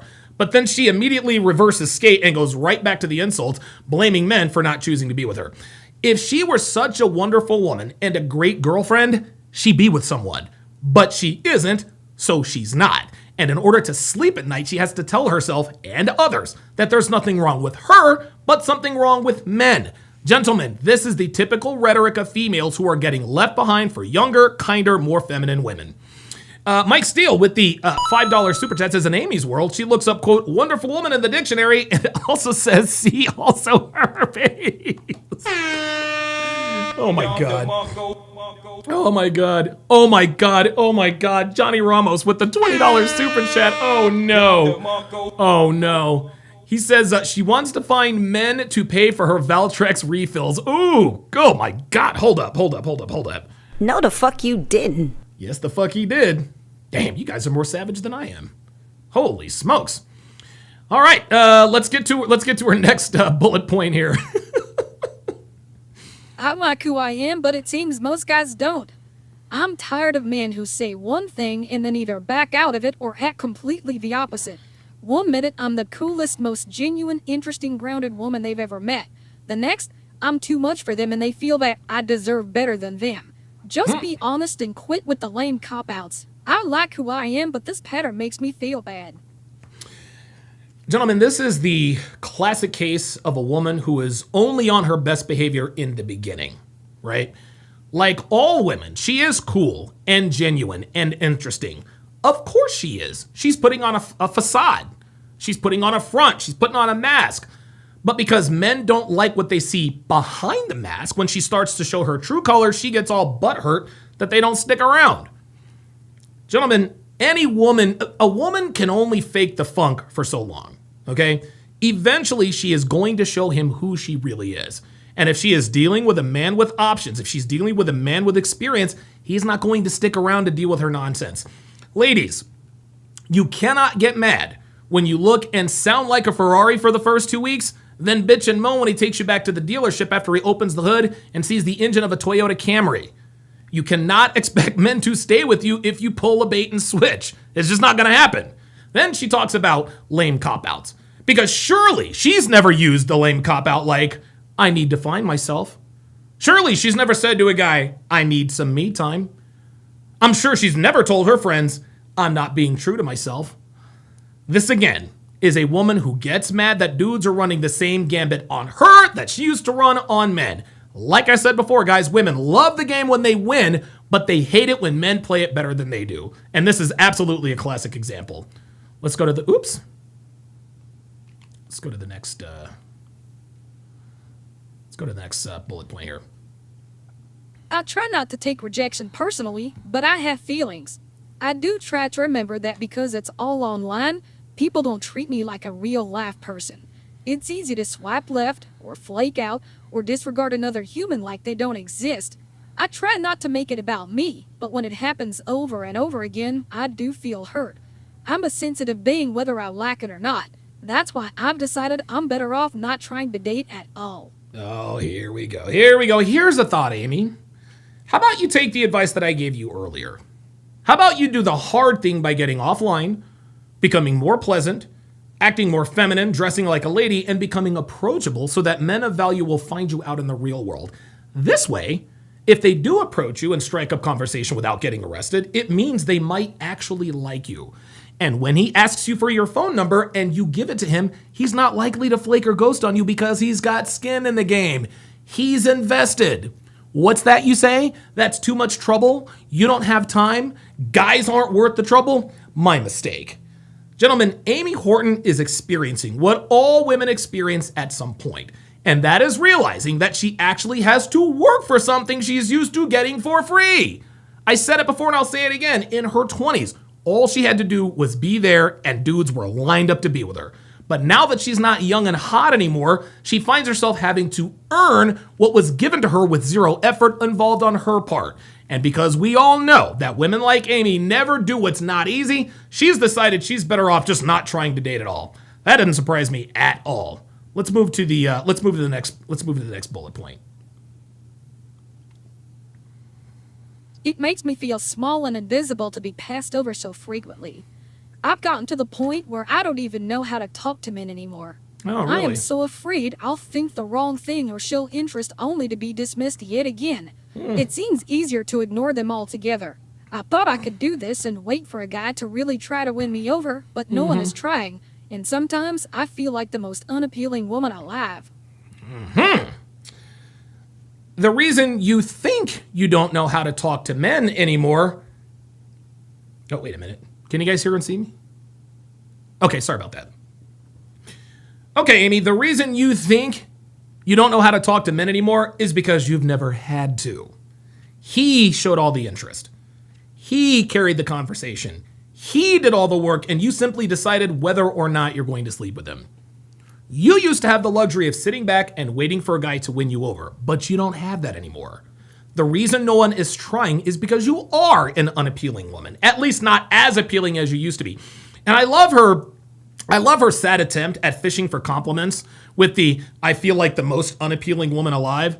And men are supposed to say, oh no, Amy, that's not the case at all. You're very appealing. Pardon me. Guys, that is not about to be me, and it better not about to be any of you motherfuckers watching. Guys, quit gassing up these post-wall sluts, guys. They've made their bed, and now they've got to lay in it. Let's move to number 12. I almost feel like I'm losing my sanity. It's hard to maintain a sense of self when everything that is happening hints to the contrary. I know that I'm not being ridiculous and asking for common decency, but when that evil little voice in my head whispers, what if you're crazy? What if you're really the problem? I have to tell it to shut up so I don't lose my mind. See, now she's keeping it 100. Okay? Now she's starting to acknowledge that she might be the common denominator in her declining sexual market value. Those whispers in her head that ask her if she's crazy and ask her if she's the real problem, she knows the answers to both of those questions. And the fact that she tells it to shut up also tells us that she knows she is crazy. She knows she is the problem. But so she can sleep at night, she, like most women her age, they have to lie to themselves. And when they are no longer able to lie to themselves, they call their doctors and tell them, I don't know what's wrong with me, and get prescribed Lexapro to keep them from attempting suicide during the day, clonazepam to calm her anxiety about the fact that most meaningful relationships she'll ever have moving forward are with her cats in her favorite wine glass, and Ambien and knock her ass out at night so she doesn't have to listen to the voices that are telling her the truth about herself. Again, the fact that she has to tamp down those voices lets us know that she sees the writing on the wall. Let's go to the last part. Incredible. I love my life, but being dismissed by men puts a damper on it. It's easier to ignore dudes altogether than to allow them to cast a shadow on my otherwise awesome life. Oh, I'm very happy except when it comes to love. It definitely affects me sometimes. I do want romance in my life, though I don't need it. It's tough to keep reminding myself how good I have it, even though men are constantly blowing me off. Guys, can you guys hear and see how she's going back and forth on admitting that she needs a man to be happy? Right? She doesn't want to admit it, so she does her best to save face, but then she lets it slip that she's unhappy without a man. First, it's, my life is awesome. Then it's, I'm very happy except when it comes to love. Then she says, I have a great life, but men blowing me off makes it tough for me to remind myself that my life is awesome. Gentlemen, this paragraph right here, paragraph number 13, is the quintessential example of a woman who is trying to act like a man, but can't because she's a woman. Men don't need women to be happy. Yes, they do elevate our lives, and they often do, but they are far from necessary for us to be truly happy. For men, women are a luxury and not a necessity, okay? Dude, females would love to think they're the same way, but they're not. Okay? Men are a necessity. Okay? Men are a necessity to women. They are not a luxury. They can tell themselves and others, well, I don't need a man, but I want one, but I don't need one. A woman who needs, listen, here's how I'll put this. A man who needs a woman is weak. Okay? A woman who completes a man isn't a man. He's a male who needs a woman. Okay? This is why we as men, we understand that we must be self-sufficient in every way in order to be complete men, which means not needing a woman to be happy. Women are exactly the opposite. But because they keep trying to be men, they end up miserable. Ladies, if you haven't heard anything I've said all day today, I am pleading with you to understand this. Needing a man doesn't make you weak. It makes you a woman. And there's nothing wrong with being a woman unless you're trying to be a man. Amy Horton is clearly distraught about the fact that the men she wants don't want her anymore. If you are so content without men, why does your title say you're literally questioning everything? I'll tell you why. Because the true value of a woman, and you know this, the true value of a woman is determined by the kind of man you can attract and subsequently lock down. Let me repeat that. The true value of a woman is determined by the kind of man you can attract and subsequently lock down for the long term. The world doesn't care about your accomplishments as a single woman. Yes, the world will blow smoke up your ass and tells you guys how great and wonderful you are. But no matter what the world says, the world knows the true measure of a woman is a woman who gets married to a man of value, has children, and is a good mother. When you're young, your value is determined by your youth and beauty. But your youth and beauty don't mean a damn thing if you use the sport fuck your way through your 20s, have three abortions because you pretend to be allergic to latex and lambskin. You know that, okay? That's why you guys write articles like this. So Amy, honestly, you can spare me with the I want a man, but I don't need one rhetoric, because the fact that you even wrote this article indicates very clearly that it is quite the opposite.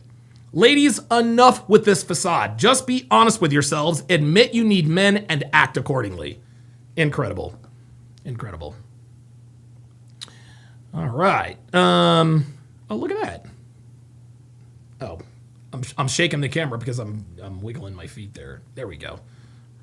I can't wait. Dude, I'm getting all of my studio equipment tomorrow. I cannot wait.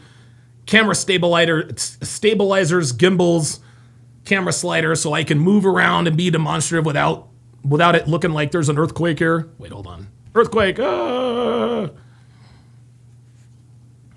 All right, good stuff. Good to have you guys in here. 114 watching, 34 on 34 on a Rumble.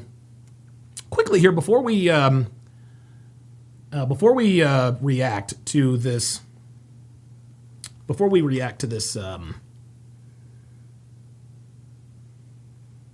Oh, I knew that was. That's why these are so uncomfortable, because these aren't the right. Oh, the nose piece fell off on this one too. Oh my God, Jesus Christ, damn. Okay, well. The nose pad lasted even less. Jadongi67 says, "Return to the GOAT." Appreciate that very much. Let me just quickly show you guys something here. Something that I had not realized.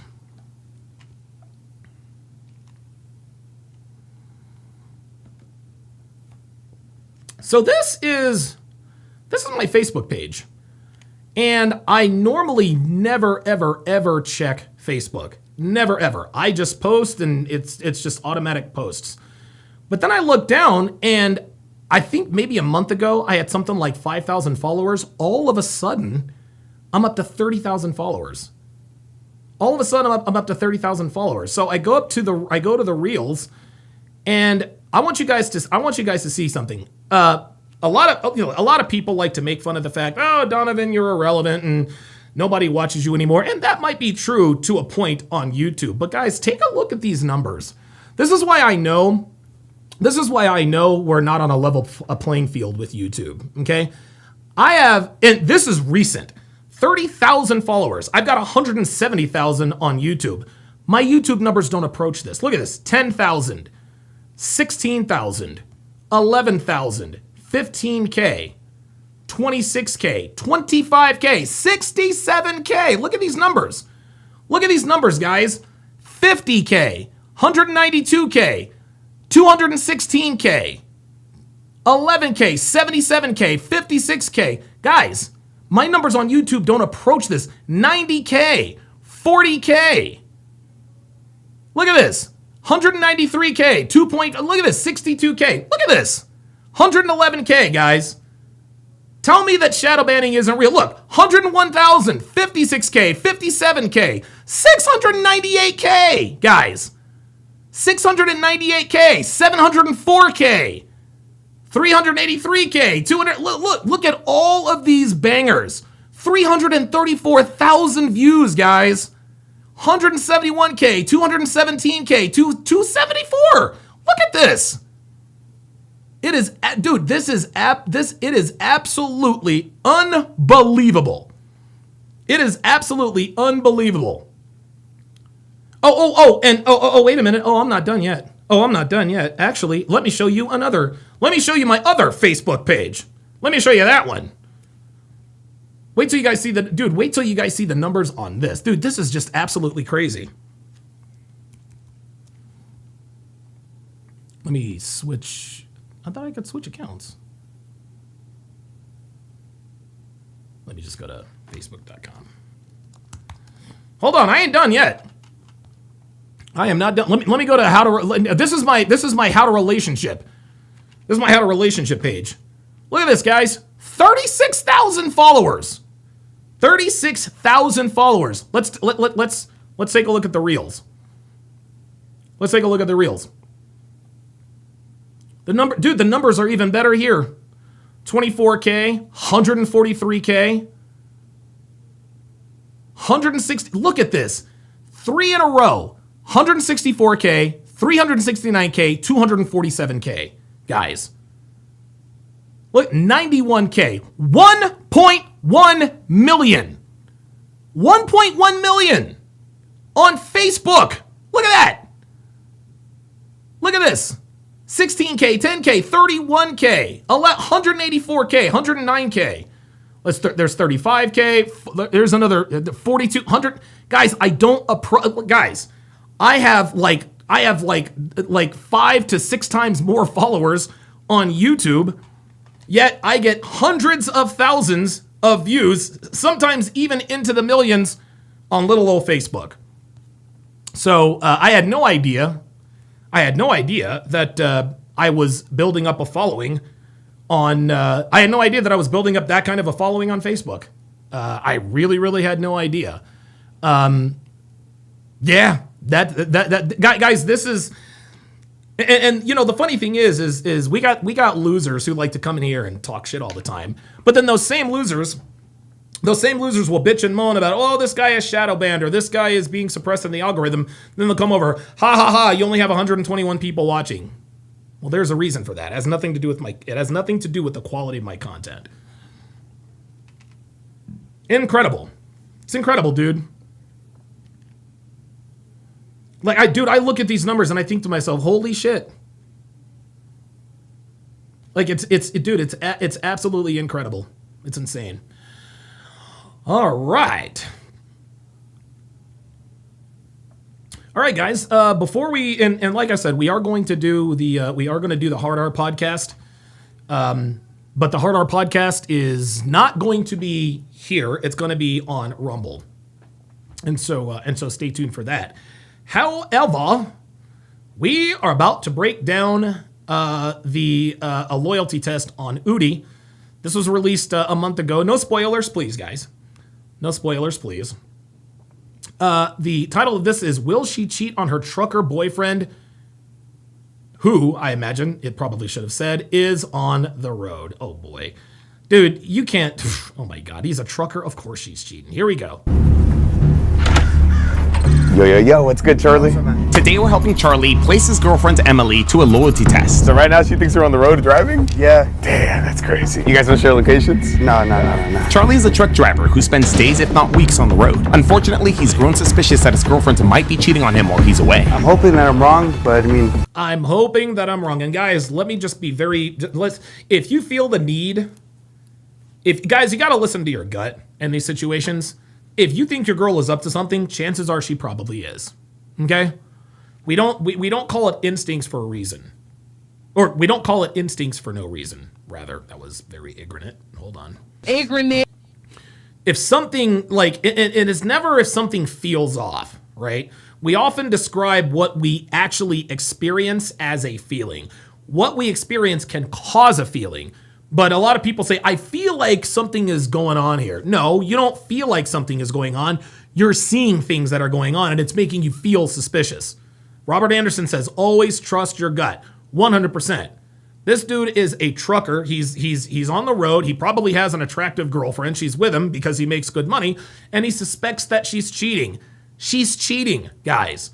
If you have to reach out to Udi or any of these other loyalty test guys, my guy, your relationship is already over. If she fails, then yeah, I think that's it. You wouldn't take her back if she apologized, you got her communication right? Nah, the thing is, once a cheater's always shit, man. You can make any excuses you want. She could do it again, maybe not, but I'm not taking that chance. Our goal is to get Emily to this house that we bugged with hidden cameras and microphones so that our decoy Art could flirt with her and eventually ask her on a date. Charlie will be watching and listening into everything. I want him to do whatever he can, and if she pulls back, then okay, cool, but Nothing.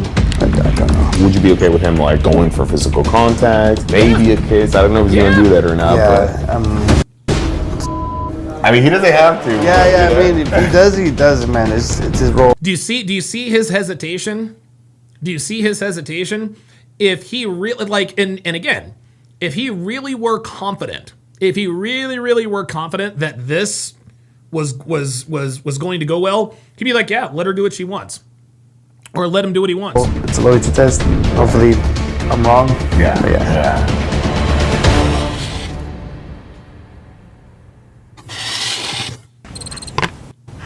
I know you already explained to me like why you wanted to test your girl, but just so everybody knows, would you mind explaining again why was it that you wanted to put it to the test? Yeah, so it's just because when I'm on the road, like the communication was just dying down, and she's been posting on social media like she's been going out, but without letting me know. There it is, posting on social media, guys. There we go, guys. I'm here to tell you right now, there is absolutely nothing wrong with a woman being on social media. But if a woman is on social media, she is literally advertising herself, okay? There are no two ways about it. And miss me with this, well, it's never about business, okay? Girls are terrible content creators. The only reason why men pay attention to women online is because they look good, okay? Because the fact is, most girls, not interesting at all. They're just not. Most female, dude, I would say 99.9%. A female influencer who have a following because they're attractive. So they think, oh yeah, I'm in the cooking niche. You're not in the cooking niche. You cook in lingerie and you've got a smoking hot body. People aren't tuning in to watch you cook. They're tuning in to watch your ass, right? That's the way, dude, that's the way it is. Dope Vigilante says, Don, you got to check out the new Jack TV loyalty test. The newest one is crazy. Okay, we'll do it right after this one. So shout out to Doke. Shout out to Doke, who's going to extend the show here. We will do the Jack TV loyalty test. We'll do that right after this. But yeah. The only reason why a woman is on social media is to get attention. That's the only reason. I don't want to hear I have a lash business or I'm going to collab with. No. Girls use social media to get dick. Okay, they use all sorts of facades. I'm an influencer. I'm doing no. No, you're not an influencer. You're an attractive woman with a smartphone. Okay? The only reason, and it's funny because I guarantee you none of these girls would admit out loud that most of their audience is men. Deep down inside, they know their audience is men. But when you actually ask them about it, well, I don't really look at those sort of things. It's almost the same as this example. You got a girl who has a guy friend that she has in the friend zone. You tell the girl, you know Marcus wants to fuck you, right? No, he would never do that. She absolutely knows that he would do that. But if she admits out loud that her bestie, Marcus, would absolutely fuck her, then the jig is up. Okay? Then now everyone knows the reason you're hanging out with Marcus is to get all of the benefits of being in a relationship without actually putting out. You are using Marcus. Well, it's the same with female influencers. You look at any female influencer of note, with the exceptions of maybe a Candace Owens, maybe a couple of other I can't think of. But if you looked at the demographics of every single female influencer that has an influence, Alex Earl, all these female influencers, they're just attractive. This is why people pay attention to you. People didn't pay attention to Kim Kardashian for her sparkling personality. We paid attention to Kim Kardashian because she's hot. That's why. Don't let them, absolutely do not let these bitches fool you. So I said all that to say, do not commit to women who are on social media. If you do, you will eventually lose your woman to social media. Let's continue. So I'm kind of getting sketched out about everything, so I don't want to be wasting my time if she's doing something behind my back. Charlie drives both in-state and out-of-state. It's a lucrative job, especially when you drive far, but that's when Charlie's suspicions kick in the most. I'm literally on the road like three weeks out and then 2 days home. Oh, wow. How does that relationship work? Is she cool with that? Or? Yeah, I've talked to her before. Oh, no. Nope. No. Oh, God, no. No. Gentlemen, you cannot be, guys. Oh my goodness. This was his first mistake. If you work for 3 weeks straight, but you're only home for 2 days, and then you're back on the road, that's not a relationship.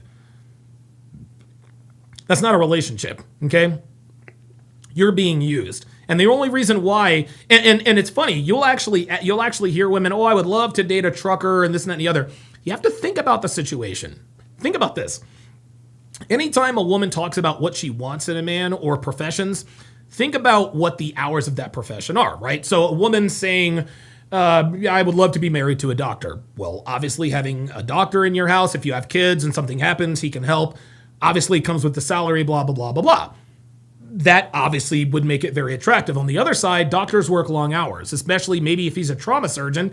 Women this is another reason why a lot of girls, and they won't tell you this, but this is another reason why a lot of girls want men who are about their shit and make a lot of money. They know that high functioning men spend a lot of time away from home. Okay? They spend a lot of time away from home. Doctors, surgeons, pilots, lawyers, whatever the case may be. They figure, okay, I can have this life and have the status of being married and then have my sneaky link on the side. This is exactly the reason why this girl was cool with him being a truck driver. She can literally cheat and always get away with it. Except for, of course, now.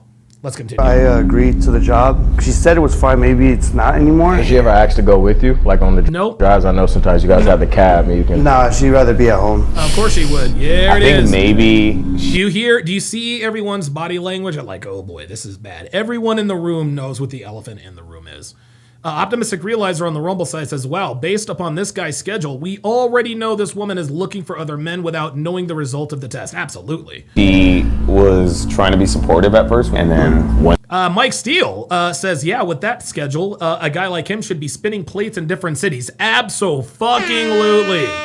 1,000% without a doubt. she started really feeling it, but you weren't there and stuff. Now she's kind of, I don't know, feeling some type of way. Has she ever communicated to you, like she has a problem with it or anything? I tried mentioning it again, and she just kept saying, "No, it's fine, it's fine." So yep. The reason why it's fine is because she's cheating.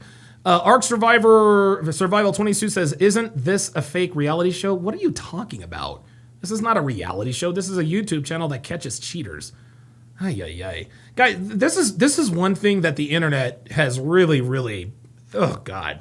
Everybody thinks everything is fake. Man, well, this is fake, that's fake. Bro, who told you that the loyalty tests were fake? Come on, man. I saw it, but she's not admitting to it. Have you considered driving less? I've thought about it, but the thing is, I'm trying to have a good future with her, like start buying a house. Oh, gotcha. So you're trying to stack up now. Yeah. And you communicated that with her? Yeah. Because like I even told her, like I would like her to come so we go see like the Silver Bean at Chicago, or the Rock. Like I'm not sure, like where the steps where Rocky runs. Yeah, she can travel. Yeah, that would be Philadelphia. Philadelphia, my guy. Over the world with you. Yeah, it's crazy. She can literally get in your cab and just go. No, yeah, because like my parents did the same thing, and I want to do the same thing too. They enjoyed it. Oh, your parents did that? Your dad? Oh no. Was a truck driver too? Yeah, my dad was an owner operator and everything. Nice. Has she shown it? Oh no. Oh boy. Guys, this is a oh my God, this is a classic case of, and his parents didn't let him down, okay? But what this dude has to understand is that the women your father dealt with are not the same women that you're dealing with, okay? Back then, your father didn't have to deal with dudes trying to get at her on Instagram all the time. And the only reason why that marriage worked, while he was a truck driver, is because she went with him. So now this guy has seen proof of concept. My own mother and father made it work. But he's not putting two and two together and figuring out, well, the reason it worked is because mom was with him. Okay? Your mother was with your father. That's why it worked, and that's why they're still together. You're out on the road 3 weeks on, 2 days off, and you think that's gonna work? Oh my God.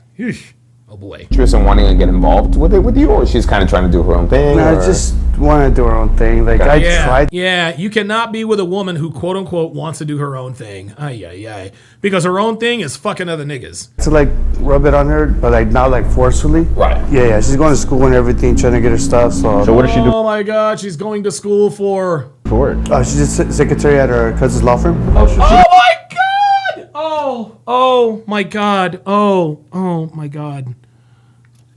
Oh no. Oh no. So not only is this woman in school, she's a secretary at a law firm. Jesus Christ. Boy, this gets better. Studying hours and busy herself then. Yeah, like we're both busy, but I mean, we've both got to rack up the money, like I said, to have a good life and stuff like that. So, Is your dad still trucking? Is he still driving? less, because obviously he has his own drivers. I'm trying to do the same thing. Yeah, I'm trying to do the same thing. But it's a grind. It's a build first, and then you can enjoy it. Yeah, like right now he's in Mexico relaxing, so. Yo, Don DeMarco to Dad. See, Dad did it right. Dad did it right. Dad did it right. Dad did it right. Man, he said, okay, bitch, if you want to be with me, you got to come with me.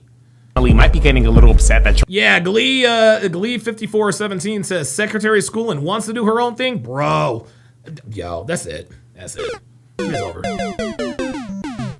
Yeah, optimistic realizer says this dude is fucking screwed, bro. This is Charlie's gone for so long, but at the same time, she's agreed to this arrangement. If she suddenly has a problem with it, cheating and talking to other guys is not the answer. I was in the Navy, bro, and I was gone for like weeks or like months at a time, and my girl was trifling, bro. Has she ever suspected you? Did you hear that? Look, even the decoy is telling his own story. Listen. Problem with it, cheating and talking to other guys is not the answer. I was in the Navy, bro, and I was gone for like weeks or like months at a time, and my girl was trifling, bro. Has she? Bro, guys, military wives, y'all.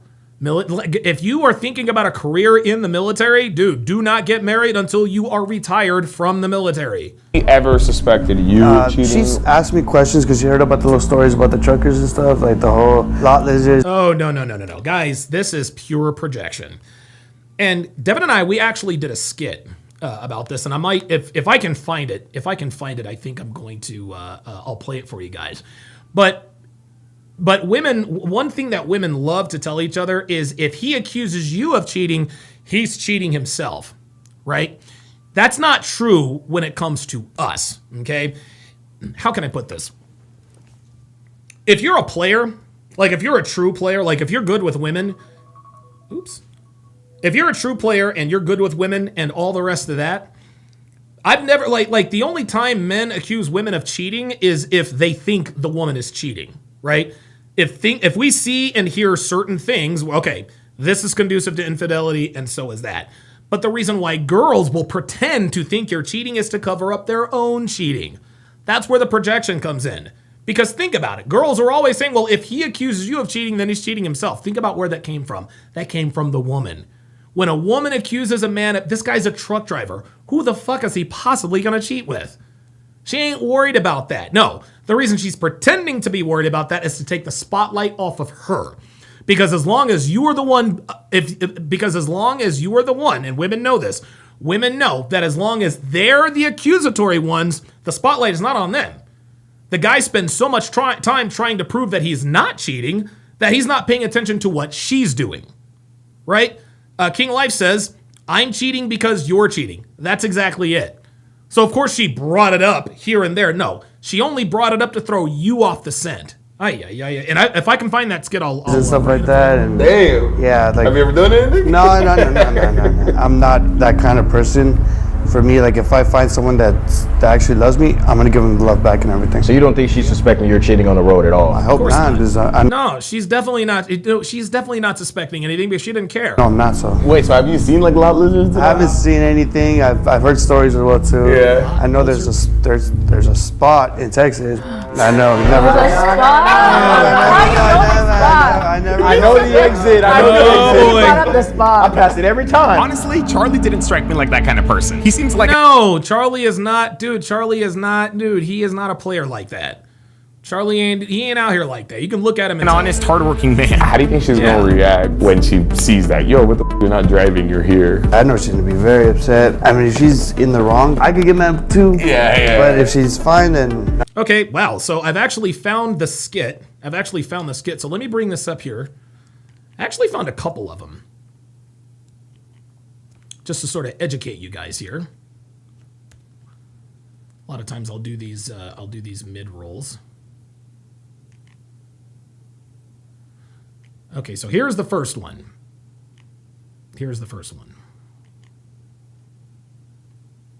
So where were you?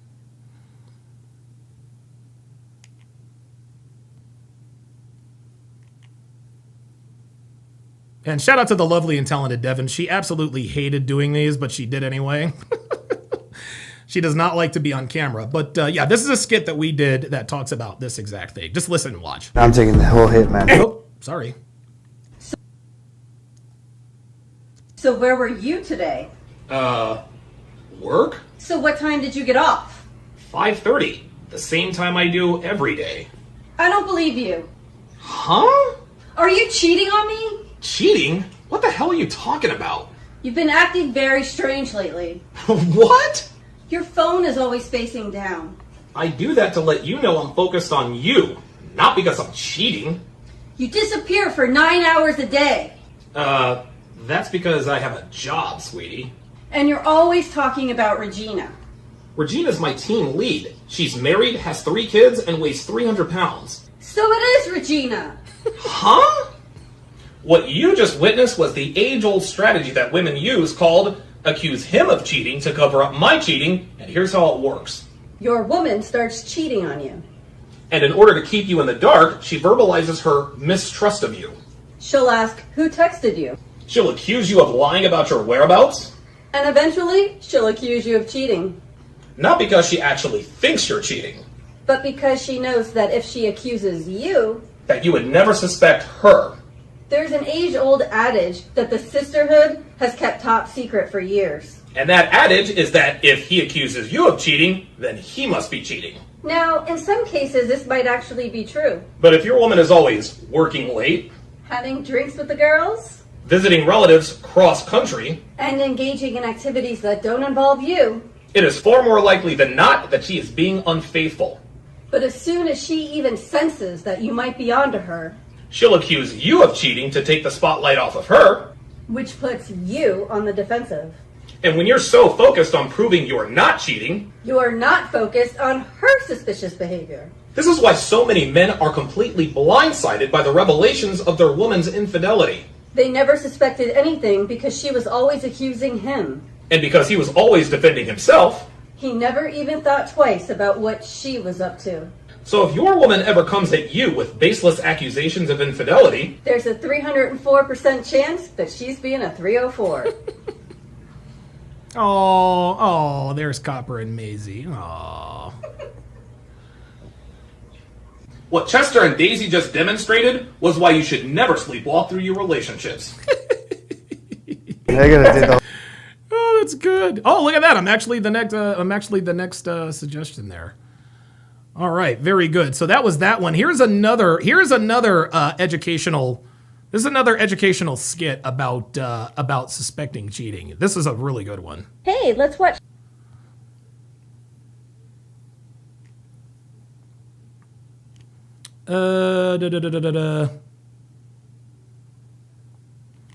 Who's saying he's a one-woman guy? You made it.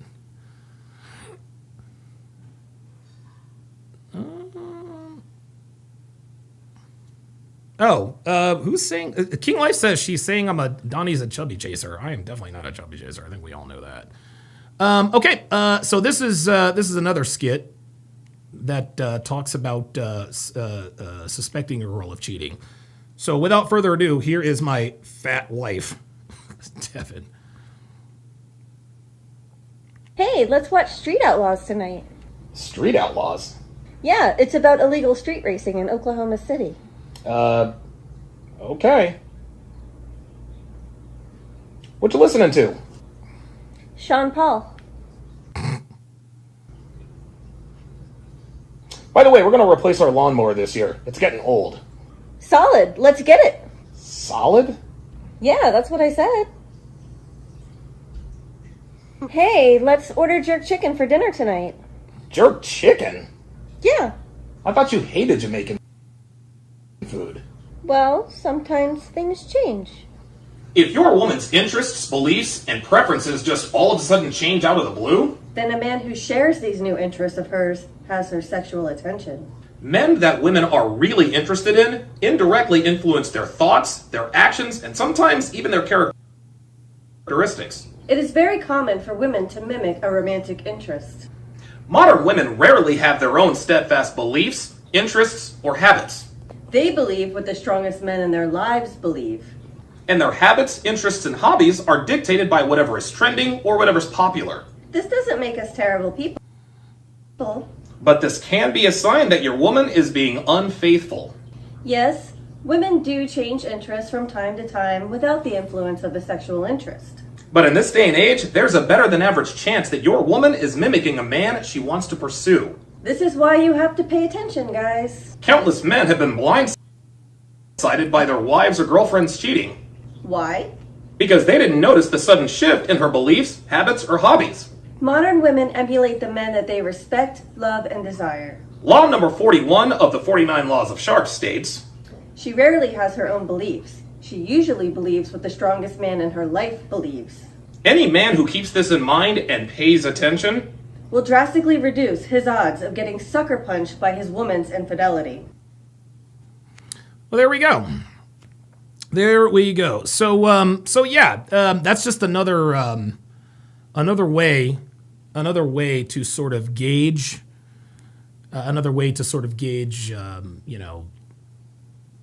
there we are. Yeah, if your woman's beliefs all of a sudden start to change, if certain habits start to change, if she starts using terminology that she doesn't normally use, your spidey senses need to go up. Mike Steele with the $20 super chat says, real facts. Women say they're down with my corporate administration work schedule until I have to open casinos in other states and work 10 weekends straight. I didn't earn my 10% raise by spending more time with a woman. Love it.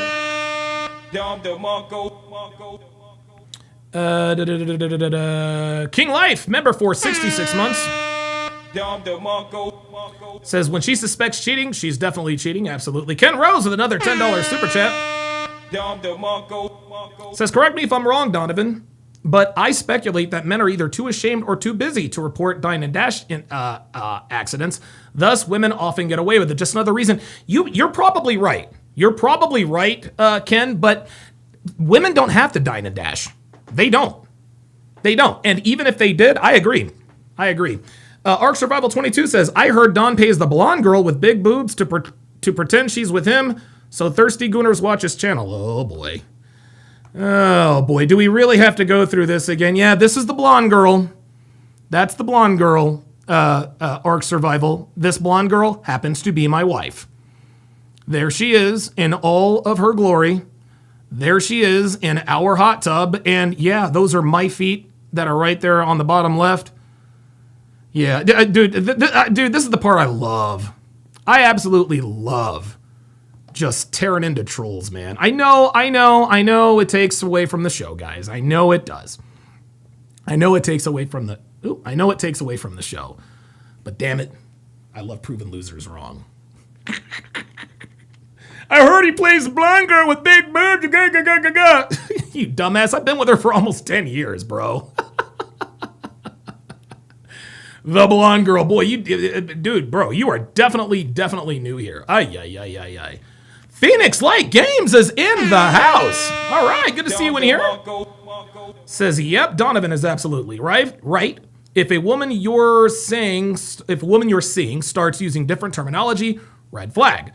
But if a woman is using terminology phrasing that you're using on a daily basis, green flag. Love it. Absolutely. Glee 5417 says, women only dine and dash when they go to dinner with other women.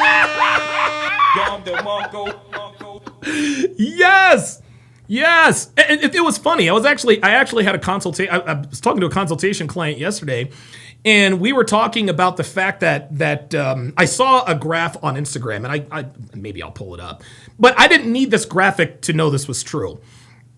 The three kinds of relationships, women marrying women, men marrying men, and then men marrying women. Lesbian relationships, I think lesbian marriages, I think the divorce rate's like 78, 80%, right? Marriage between two men, the divorce rate's like 15%. Heterosexual is probably somewhere in between, right? The point is that women are the problem. Anytime women are involved in relationships, it's always doomed to fail.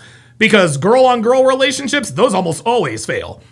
Guy-on-guy relationships never fail. Myron and I actually had this conversation on the air. The reason why gay guys are so happy and like happy is because they don't have to deal with women. This is why gay guys are rich, because they don't have to deal with fucking bitches. Ay. Love it. Oh, and somebody tell me what a gooner is. I'm a Gen Xer, so I don't know what a gooner is. All right, let's go. He's only home for 2 days out of 3 weeks. She has 3 weeks of time to do whatever she wants. She only got to give it 100 for 48 hours, then he's gone. That's what I'm saying. So she just gets all the bread and then gets all the benefit of being single. I feel like she might fail. Oh my God! Do you hear this, man? Yo, I'm telling you what. One thing that a lot of these decoys. Oh my God. You guys have noticed that I've released a lot of shorts, and I've talked a lot about being the side dude, okay? And I've said this I've said this for years and years, okay? Being in relationships will teach you about women, but you will never, ever, ever learn more about female nature when you're the side dude. You'll learn about relationships being the main dude. You will learn more by being the side dude. These guys think about it. Daylon the decoy. Remember him? Daylon the destroyer. He actually hired Udi to do his loyalty test, and his girl failed.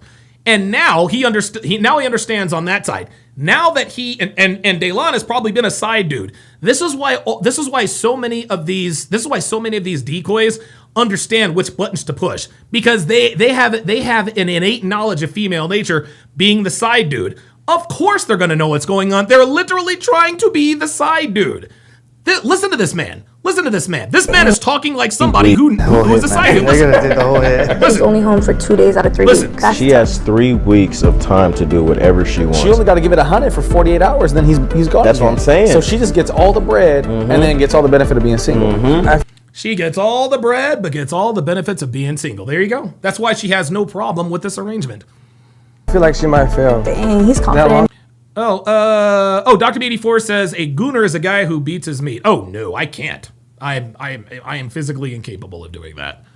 It's not even about the game. It's just been that time spent away from somebody else and getting attention from somebody else. If she cheats today, I feel like she's been cheating. Hopefully Emily stays loyal, and hopefully she gets here safely, because the truth is, accidents happen every day. You see, if you've ever been hurt or in an accident, you're— Oh shit, man, I thought that was part of the damn show. God damn, Udi, look at this fucking car. Hopefully she gets here safely, because the truth is, God damn. I wonder who the fuck walked away from that.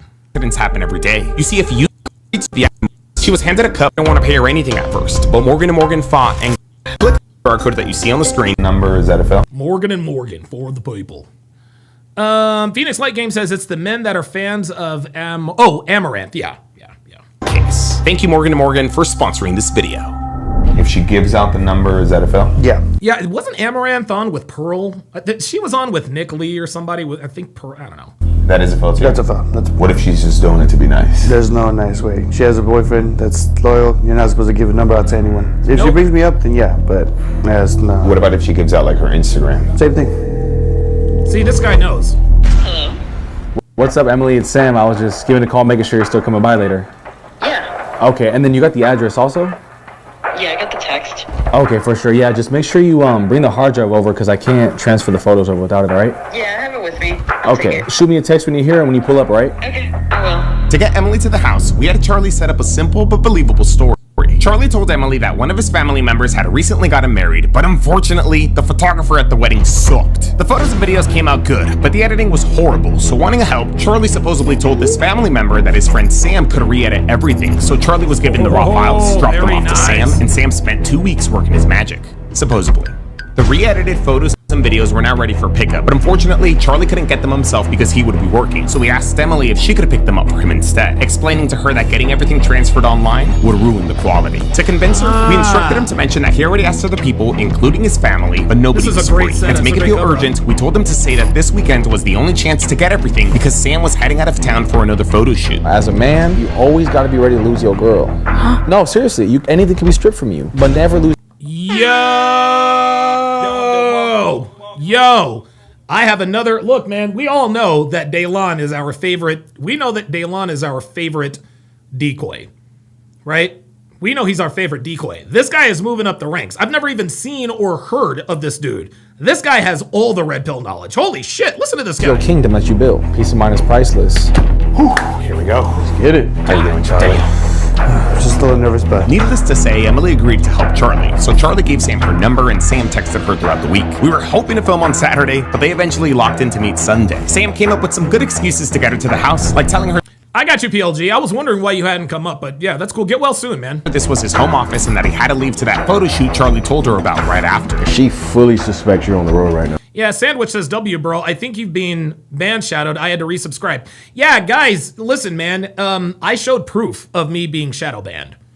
I have hard proof of me being shadow banned. I have millions of views on Facebook in a 1 month period. Since I changed my video strategy, millions of views on Facebook.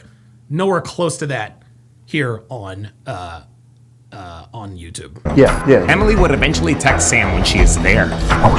Get ready, bro. Let's do it. Let's go. You know what to do. I got it. Oh, here we go. Getting Emily here was one thing. We also had to get her to come inside. With Charlie's help, though, we already. Yeah, Glee5417 says the military red pills you the hard way. Pause. No, don't pause. No. You ain't got to put pause. You do not have to put pause, because here's the thing, and I know this is gonna sound nasty, and people, oh, this is sketchy and this is zesty, but stay with me, okay? The red pill, as it's called, men don't take the red pill the way you normally take pills. Ever heard of Preparation H? The red pill is not really a pill, my friends. It is a suppository, okay? It is a suppository in that this is how life-changing, and obviously you guys know I don't mean it in that type of way, right? Because if you take the red pill, you can throw it up. You can spit it back out, you can throw it up. When it's a suppository, oh no, bro, it is in your system. It is in your system. So no, yeah, the military will red pill you the hard way. Faux show. Yeah, Robert Anderson says most guys never take it willingly. You're exactly right. You are exactly right. The red pill was a suppository. Now here's the thing. There are some guys who actually chose to take the red pill through the mouth. Unfortunately, I wasn't one of those. I had to learn those lessons. Men who, I'll put it to you this way. Men who are red pilled the easy way, in other words, they were raised with a strong masculine father, strong masculine leader, they take it through the mouth. They take it through the mouth because it was gently given to them as children. They got to see it all. They got to see it all. But man, dude, I was 32 when I found this community. I did not take it by mouth. It was absolutely squat and cough type shit, for sure. So Robert Anderson says it was the toughest pill I ever had to swallow. If the red pill was the toughest pill you ever had to swallow, you didn't swallow it, my guy. It entered your body. It entered your body in another way. And I can freely admit, that's the way it entered mine. That's the way it entered mine. You can't spit it back out. There's a reason why you can't spit the red pill back out. It's because it's not really a pill. It's a suppository. How did that figure it out? Hey. Oh, there she is. How's it going? Sam. Nice to finally meet you. You have the hard drive, right? Yeah, it's in my purse. Oh, okay. For sure. I would say without that, we couldn't download the files. Yeah, how was your drive? Charlie told Emily that he asked Sam to transfer the photos and videos onto a new hard drive. A hard drive that we instructed him to buy and give her. We purposefully... Yeah, one more says, everyone I know had to take it the really hard way. It was forced on us. Yeah, man. Yeah, it was, dude, I took it the hard way too. We chose one out with slower transfer speeds. Come on right in. I got the laptop set up right over here. Oh, and then also, this is my roommate, Art, and his sister, Mishka. Yeah. But like I was saying, yeah, the photos came out really good. I think Charlie's really gonna like them. Sam was about to commence the transfer, which in reality was random wedding photos from Google and very large old video files. Because of this, we put a privacy screen on the laptop so that Emily couldn't get a good view at the transfer time. Good. You have the hard drive? so I can start initiating the transfer. We were hoping the large video files would take hours to transfer onto the slow hard drive. Not because we wanted to keep Emily here for that long, but because it would come in handy later on in our plan. For now, Sam had to make Emily believe that she would only be here for a short time. Yeah, it should only take like 15 minutes, like really quick. Yeah. But I don't want to be a bad host. If you just want to, come take a seat, I'd feel really bad if you were standing, you know what I mean? Do you want any water or anything? Or you're good? Okay, for sure. Emily agrees to stick around, and Sam's seats are exactly where we wanted her. Earlier today, we removed all of the seating in the room so that she would have no other choice. It was now up to Mishka to break the ice. Oh, do you want a cookie? We just had a Friendsgiving. I made cookies. Yeah, I need them sugar-free cookies. Very Sugar-free good. cookies? Yeah, I can't. Oh, come on, Nandun. What's the point? I'm gonna bring them all. I think it's a good thing that we had Mishka here, because honestly... Hold on, sugar-free cookies? No. When and if I ever decide to drop sugar, I'm not eating sugar-free cookies. Bro, she probably would have been a little uncomfortable, maybe. The fuck? Yeah, with two guys. Yeah, 2 guys for sure. Look at that. Ooh. Oh, they're big. They're big, I know. But they're so good. Try. I know when this happened. I know when this happened. Oh my God, I know when this loyalty test happened. Guys, this is the kind of, oh my God, this is so funny. This is so much fun. This happened on a Thursday. You want to know how I know this happened on a Thursday? Is because the Denver Broncos were playing the Las Vegas Raiders, and Devin and I were in South Carolina for her brother's wedding. Ooh. Oh, Look at that. They're Yep, big, that's exactly what it is. But they're so good. Try it. Mishka works on getting Emily out of her shell. Sam gets ready to help her out. You can get more if you want to, because I made a lot. Hey, I was gonna say, did Charlie tell you anything about like any jumper cables or anything? I know you got the hard drive, but tell me no jumper cables? Let me call him real quick. I could have swore he needed. All right, he's about to call you. Do you want some milk too? Okay. Are you sure? Okay. Sam throws the call on speaker so that Emily could hear her boyfriend's voice. Hopefully this puts her more at ease. Hello? What's good, bro? What's up, bro? Hey, just real quick question, bro. What kind of jumper cables did you need? I think it was like... Yeah, it's the jumper cables with the battery pack in it, bro. Oh, okay, so the Bro, this is diabolical! orange ones with the battery. Look at this! Okay. Sam throws the call on Look at speaker this! so that Emily could hear her boyfriend's voice. Hopefully this puts her more at ease. Look at this! Fucking truck driver noises, what the fuck? Hello? What's good, bro? What's up, bro? Hey, just real quick question, bro.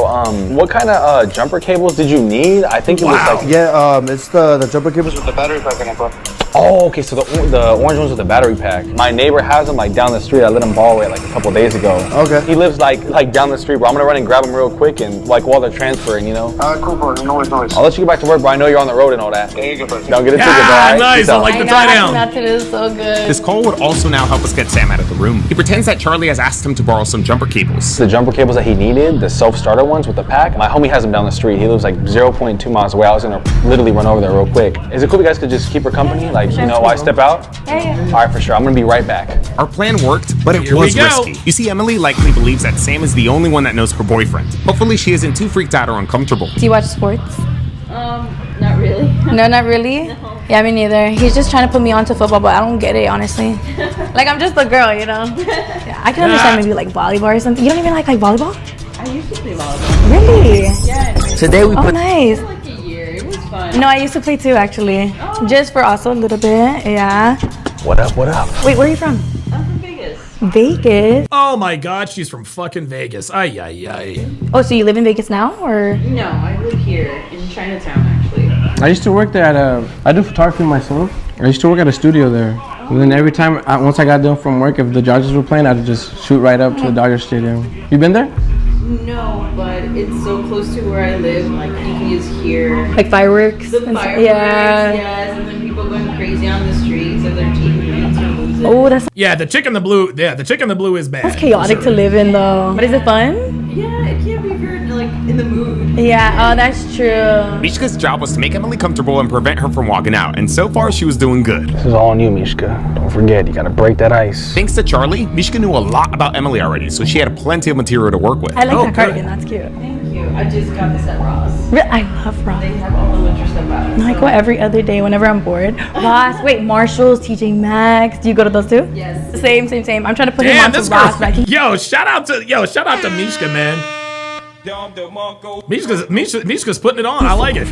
Nah, it's Yeah, not I even used to that. go for it all of a Nah, it's not even sudden. that. It's 'cause they have some big ass lines. And every time she tries me, That's tells me true. to go, I'm like, That's bruh. true. No, I do drag him along sometimes, and I'm like, you wait in the line. Let me get some stuff real quick. Mishka did a good job at talking to Emily and bringing in Charlie into the conversation. She made him seem like a good big brother. If you guys didn't catch it in the beginning, they're pretending to be siblings. Oh yeah, he got me these for my birthday. Yeah. I'm really a gift giver. I like to, that's my way of showing love for sure. She's my sister, so anything for her, and my only sister, so you already know. We gotta see when she leaves and see how she is with We don't want to get her alone with him too soon, though. That's very true, because she could shut this down the moment Misha leaves. Oh, he's trying to put me onto one of the sports. Or how is it? What's the? Oh, the fantasy league. Have you heard about that? You're like your own manager for a team. The longer we gave it, the more and more Art started talking and growing comfortable with Emily. So far, it's seeming really good, though. When you're watching this after, bro, just know you're a good man, bro. Last time I went on a wine tasting thing, and I really got lit off the white wine. So, Wine can piss you off. do you prefer white wine or red wine? I think we could start getting Mishka out of there. Let's go ahead and give her a call. Get her out of there. At the end of the day, we couldn't give it too long. Emily's already been here for about 17 minutes now. Sorry guys, hold on. Let me take a call real quick. Excuse me. Hello? No, but yeah, like I do photography too, but I shoot for like certain theaters where certain artists come and perform. It's a dope vibe. I saw. She didn't say anything. That was cool. She's good. Yeah. She's good. She didn't say anything. She's good. It was good he was already talking to her a little bit, so that's not awkward. Full access, all access kind of backstage and whatnot. I want to say a good 10 years now. Like it's a good time. You mentioned you're from Vegas. How long have you been here? Uh-oh. This is good. Mishka made it out and Emily is still sticking around. Hopefully she doesn't grow too irritated or wants to leave soon. I felt like she was reserved at first, and then she started getting a little more talkative, but honestly, hopefully she stops talking as much. Plus, I'm a girl, so maybe she was just opening up because I was there. Do you know her sign? Maybe it could be. Oh my god. Maybe she has like an openness, charismatic type. You guys, look. You see, bitches know that this. Look. See, look, watch. Look, watch her expression when he says, "Do you know what the sign is?" Watch. Sign? Maybe it could be. Oh my god. Maybe. Oh my god. Yeah. See, even girls know this astrology sign is. Even they know that's bullshit. She has like an openness, charismatic type thing. Would you say you choose LA over Vegas at this point, or are you still kind of thinking about going back to Vegas? I like LA. Yeah, you can't beat the weather, the nice beaches. Yeah. There's a lot of great food spots out here too. Have you tried them out? Nice. Yeah, I've actually been to a couple of places. I'm one to really try out all these new spots. I mean, it's. Right. I know this spot I think it's in Mid City. I don't know if you've been to it. It's really known. It's called Mai Tai. It's a cool little vibe. It's a cool vibe. Cool vibe. Okay. Yeah, I've been hearing a lot of great reviews though. I don't know if you like Thai. Do you like Thai? Yeah, her body language is closed right now. Oh, I love Thai. Oh. Yeah, it's. I mean, I don't know what else you got going on, but it's literally down the street. I mean, if you're free tonight, I mean, you can join me. He's already going for it? We're like 3 minutes in, Thai, so. Yeah, it's been all over Instagram. Yeah, I've been trying to go. I mean, we can go. I have a boyfriend. I have some stuff to do. Oh boy. Oh boy. What just happened, gentlemen? That was not a rejection. That was a shit test. That was a shit test. I have some stuff to do. It's either, so that was a shit test. Okay? Either she's shit testing him obviously for attraction, or she might know she's being tested. We might know she's being tested. I remember the last loyalty test we did, the girl clearly knew she was being tested. She didn't even say I have a boyfriend. She just said I have stuff to do. The point is, and here's the thing, this is why I know, and it is possible that she might know she's being tested, but if she did know, she would have said, I have a boyfriend. She didn't say that. She said, I have stuff to do. And I hear you. It's getting a little late, but how about this? Let me get your number, and then let me know. Let me unlock this real quick. Okay, first off, I didn't expect Art to make his move so quick. That was only a couple minutes after the ISO. Maybe he felt like he had to though, because Emily's been waiting here for well over 20 minutes. Yes. Maybe he was scared he could lose his chance because Emily could grow impatient or just walk to her car. Now, thankfully though, Emily did turn down Art. However, interestingly, she didn't bring up Charlie. I mean, we can go.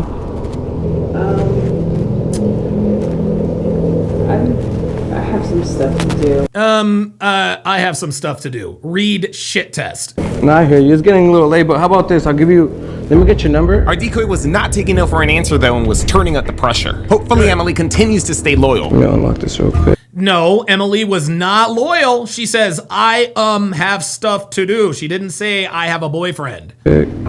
Yeah, one more says too quick, he rushed it. He probably did rush it. But the reason he rushed it is because she wasn't really supposed to be there that long. However, the true players know that no matter what a woman has to do, when you are in the middle of a seduction set with a woman, when you're talking to a woman trying to escalate, time stops for them. They don't, when you're talking to women and when you're talking to an interested woman, time stops. Time stops, okay? You don't want to be talking to a woman who's always looking at her phone you'll notice that when a woman is talking to a guy she actually likes, she's not paying attention to her phone. She's not checking the time. Time stops. They don't even realize it.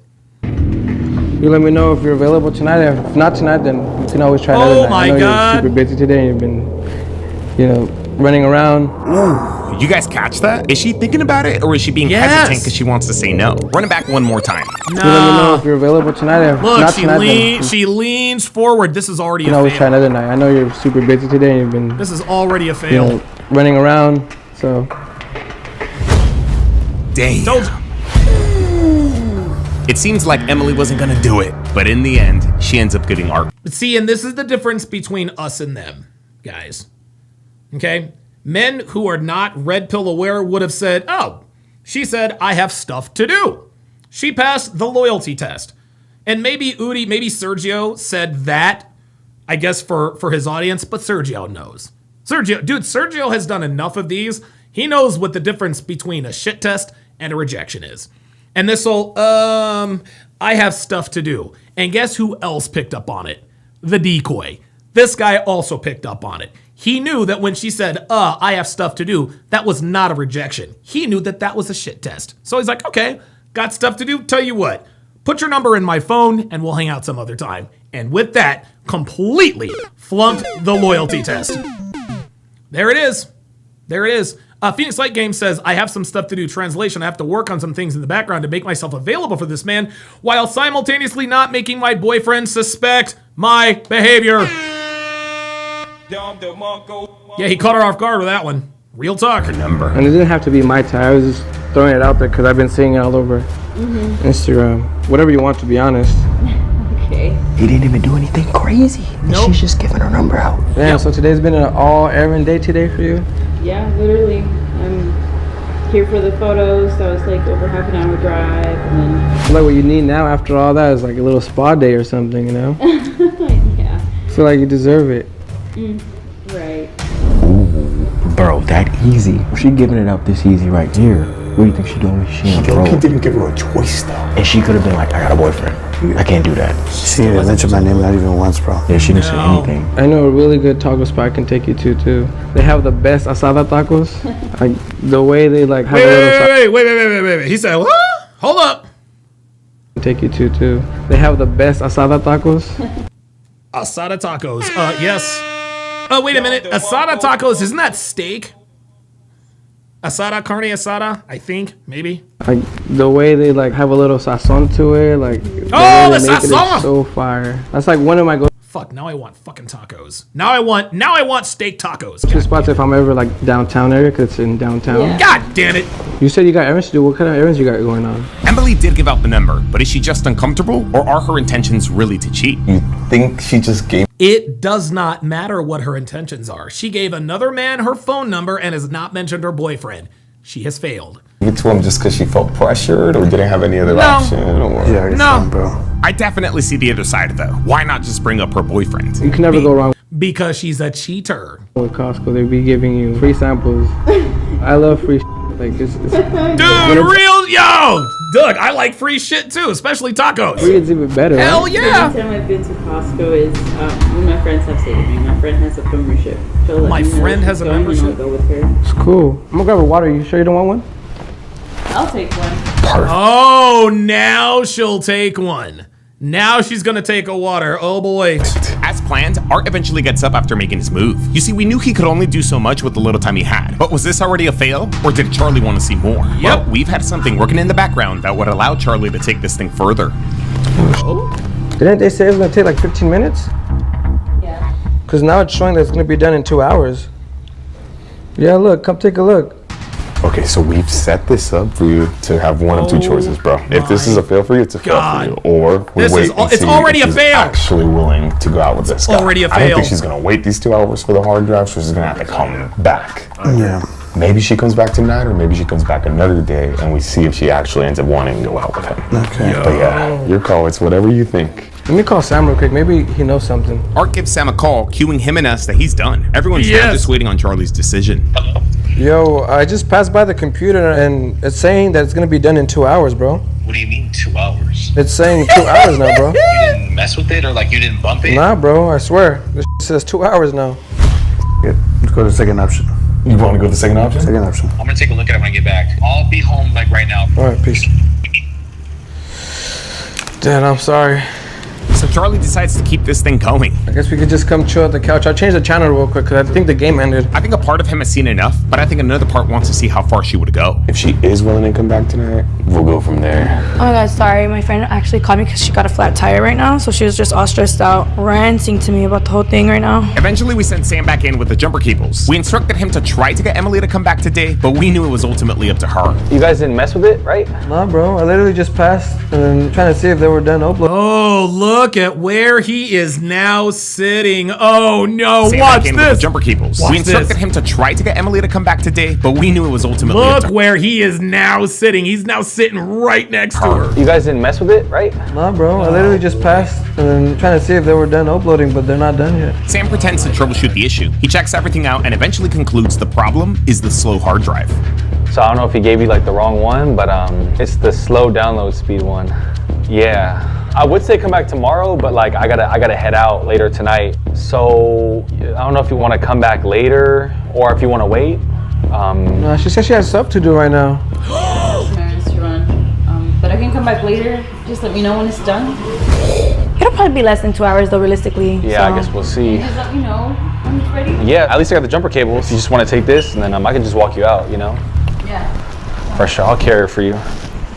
Yo, this is some slick shit. I'm not gonna lie, a big part of me my thought God. Emily was gonna pick up the drive a different day, which would have been Bro. funny. It is cool that we get to finish this test on the same day though. I don't know what her intentions are, though. I'm gonna be real. She should have Her intentions are to fuck. brought you up, but at the same time, maybe she just did it under pressure.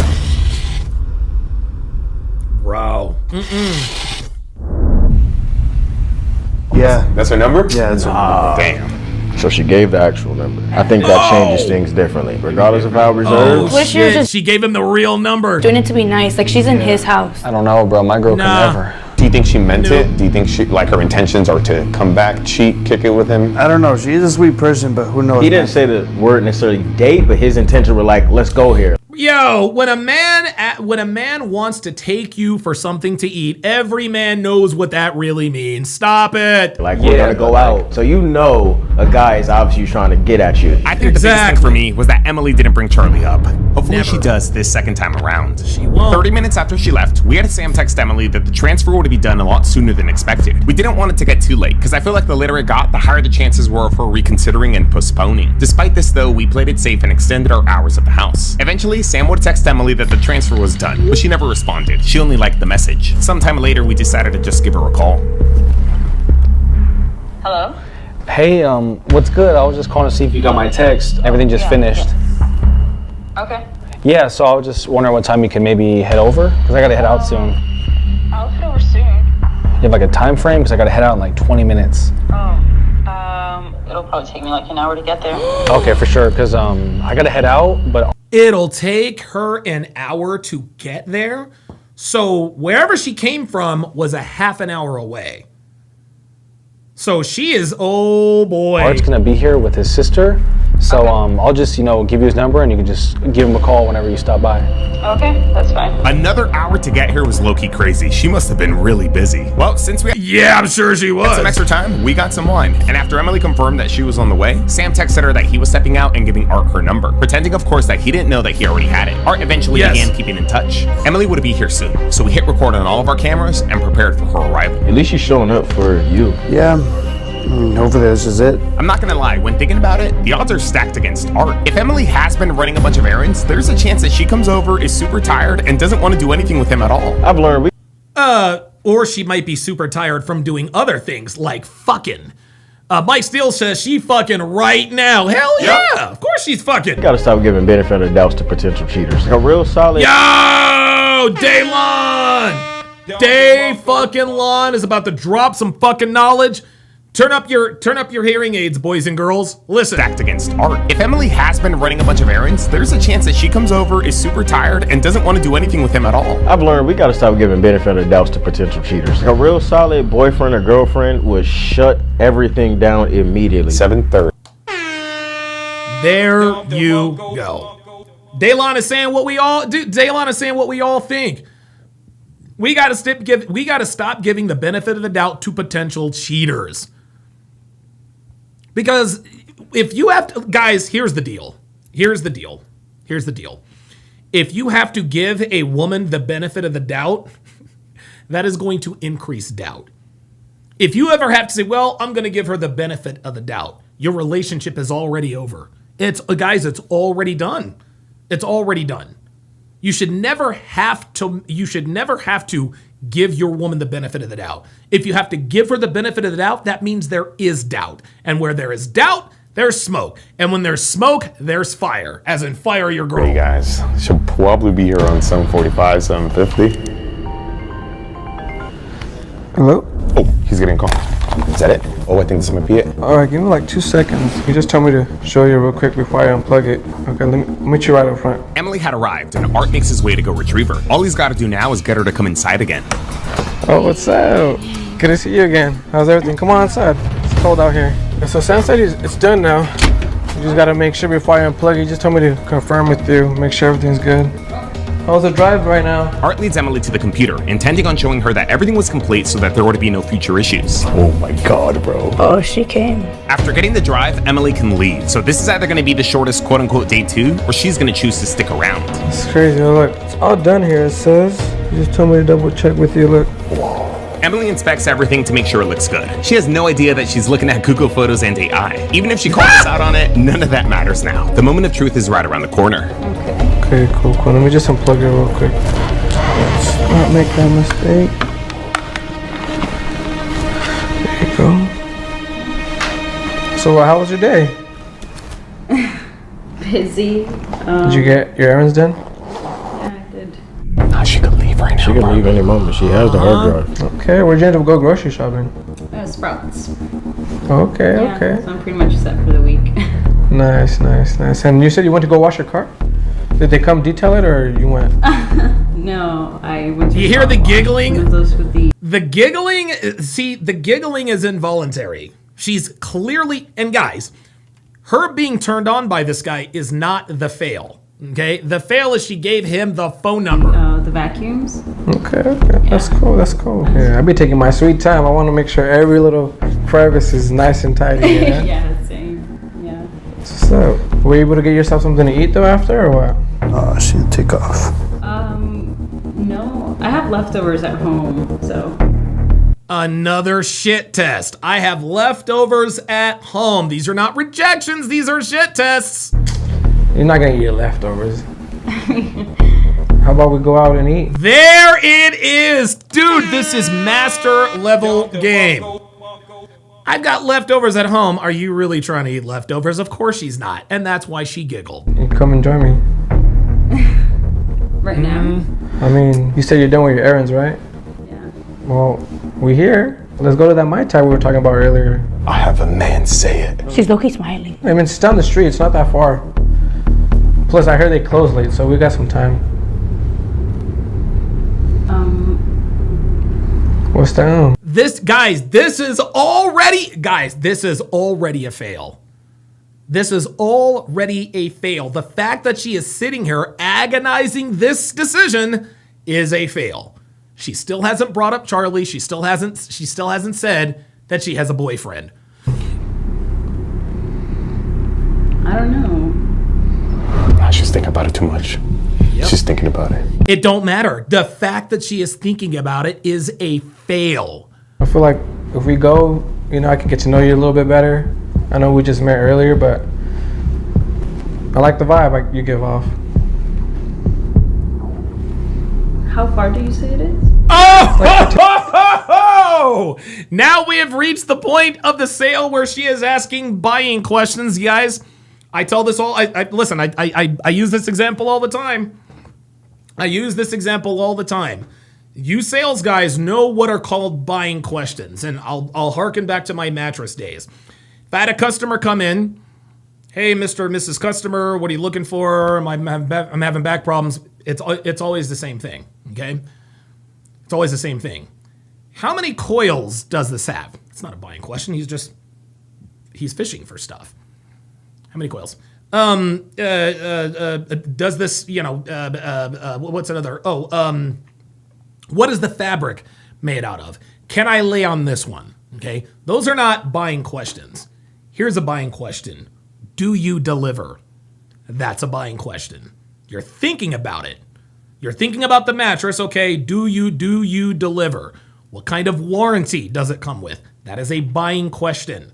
Do you have this in a California King? That is a buying question. Okay? How much is it? Is a buying question. Now, here's the thing. Depending on when they ask it, and I'm still talking about mattresses here, depends on how genuine they are. If they ask how much it is right at the beginning, they're not serious. Because you haven't had time to give them the features or benefits. They're just looking for a reason to disqualify. Right? So if you're talking to a customer for 2 minutes, okay, well, how much is it? You don't have enough information to make an informed decision. This is why you're asking how much it is, so that to give yourself a reason to get up out of there. But if you've given them like a 20, 25-minute sales pitch, they've laid on all the mattresses, and then they ask how much it is, that's a buying question. Now let's go back to the man-woman thing. If you approach a girl, hi, I'm Alex, I have a boyfriend. That is not a shit test. That is a rejection. But if, hey, I'm Alex. Hi, I'm Emily. Hey, so are you from around here? You're talking, you're escalating. You know what? You seem pretty cool. Here, put your number in. We'll hang out. Okay? If she says, I have a boyfriend, that's not a rejection. That is a shit test. Okay? The difference between a shit test and rejection is all about timing. Okay? So now we hearken it to this particular example. You can tell she's thinking about it. In real time. It's like, well, how far away did you say it was? It's like 15 minutes away. This is a buying question. Okay? She's entertaining thoughts of going to dinner with this guy. That's why she is asking, because if she weren't thinking about it, she wouldn't ask the question. Just like with the mattress example, customers don't care about the warranty unless they were serious about buying it. Customers don't care if you deliver unless they were thinking about buying it. She doesn't care how far the restaurant is unless she was thinking about going with him to said restaurant. Let's continue. Minutes away from here. I would need a minute to get ready. I would need a minute to get ready. What do you mean? I think you look good. Thank you. I'm serious. Let's not think about it. Let's go out to eat. I know you're hungry. I'm hungry. And it's on me tonight. She's already failed. Sure. And he called it a day. Well, you mentioned earlier, you said you like red wine, right? He legit said it's a date. He said, so it's a date, man. I got some red wine earlier this week. I don't know if you tried this. It's called Alamos. Oh. Honestly, I just got it because it said Argentina, and I was like, all right, let's give it a shot. It wasn't bad that she showed up twice. It was out the intention to do for him. But yes, you know what this man's intentions were. He wants her, and she not denying the attention. There you go. There it is. Show me. You seem more of an expert than I am. No, I'm actually not. Oh, there's the snowflaking as, oh, here, show me. You seem more of an expert. Actually, I'm not. Oh, I'll get the glasses while you're at it. I'm not gonna lie, Charlie, I hate to say this, but she did this in under 24 hours. Imagine what she's doing while you're going on the road in 2 for to 4 3 weeks. Again, I don't mean to put things in your head. Oh, they're gonna touch hands. Oh, they touch hands. What? I saw that. That's the touch barrier. What? Yes, we call this Kino escalation. That was maybe a little over dramatic, but Emily was definitely enjoying the attention. She said yes to the date. She's drinking wine with another man. She smiled and gave me touching his hand. That dude. So what were we cheersing to tonight? Arc Survival 22 says, why were you and Myron tap dancing for the white audience at the CME conference? Oh, Arc Survival. So let me just, please, bear with me here. This is part of my ADHD. I'm going to take you guys through this. Arc Survival decided to tune in because he thought I might be talking about something interesting. He'll deny it, but that's why he was here. He says in the comments, isn't this a fake reality show? I checked his ass, and so I've hurt his feelings. So what he did is during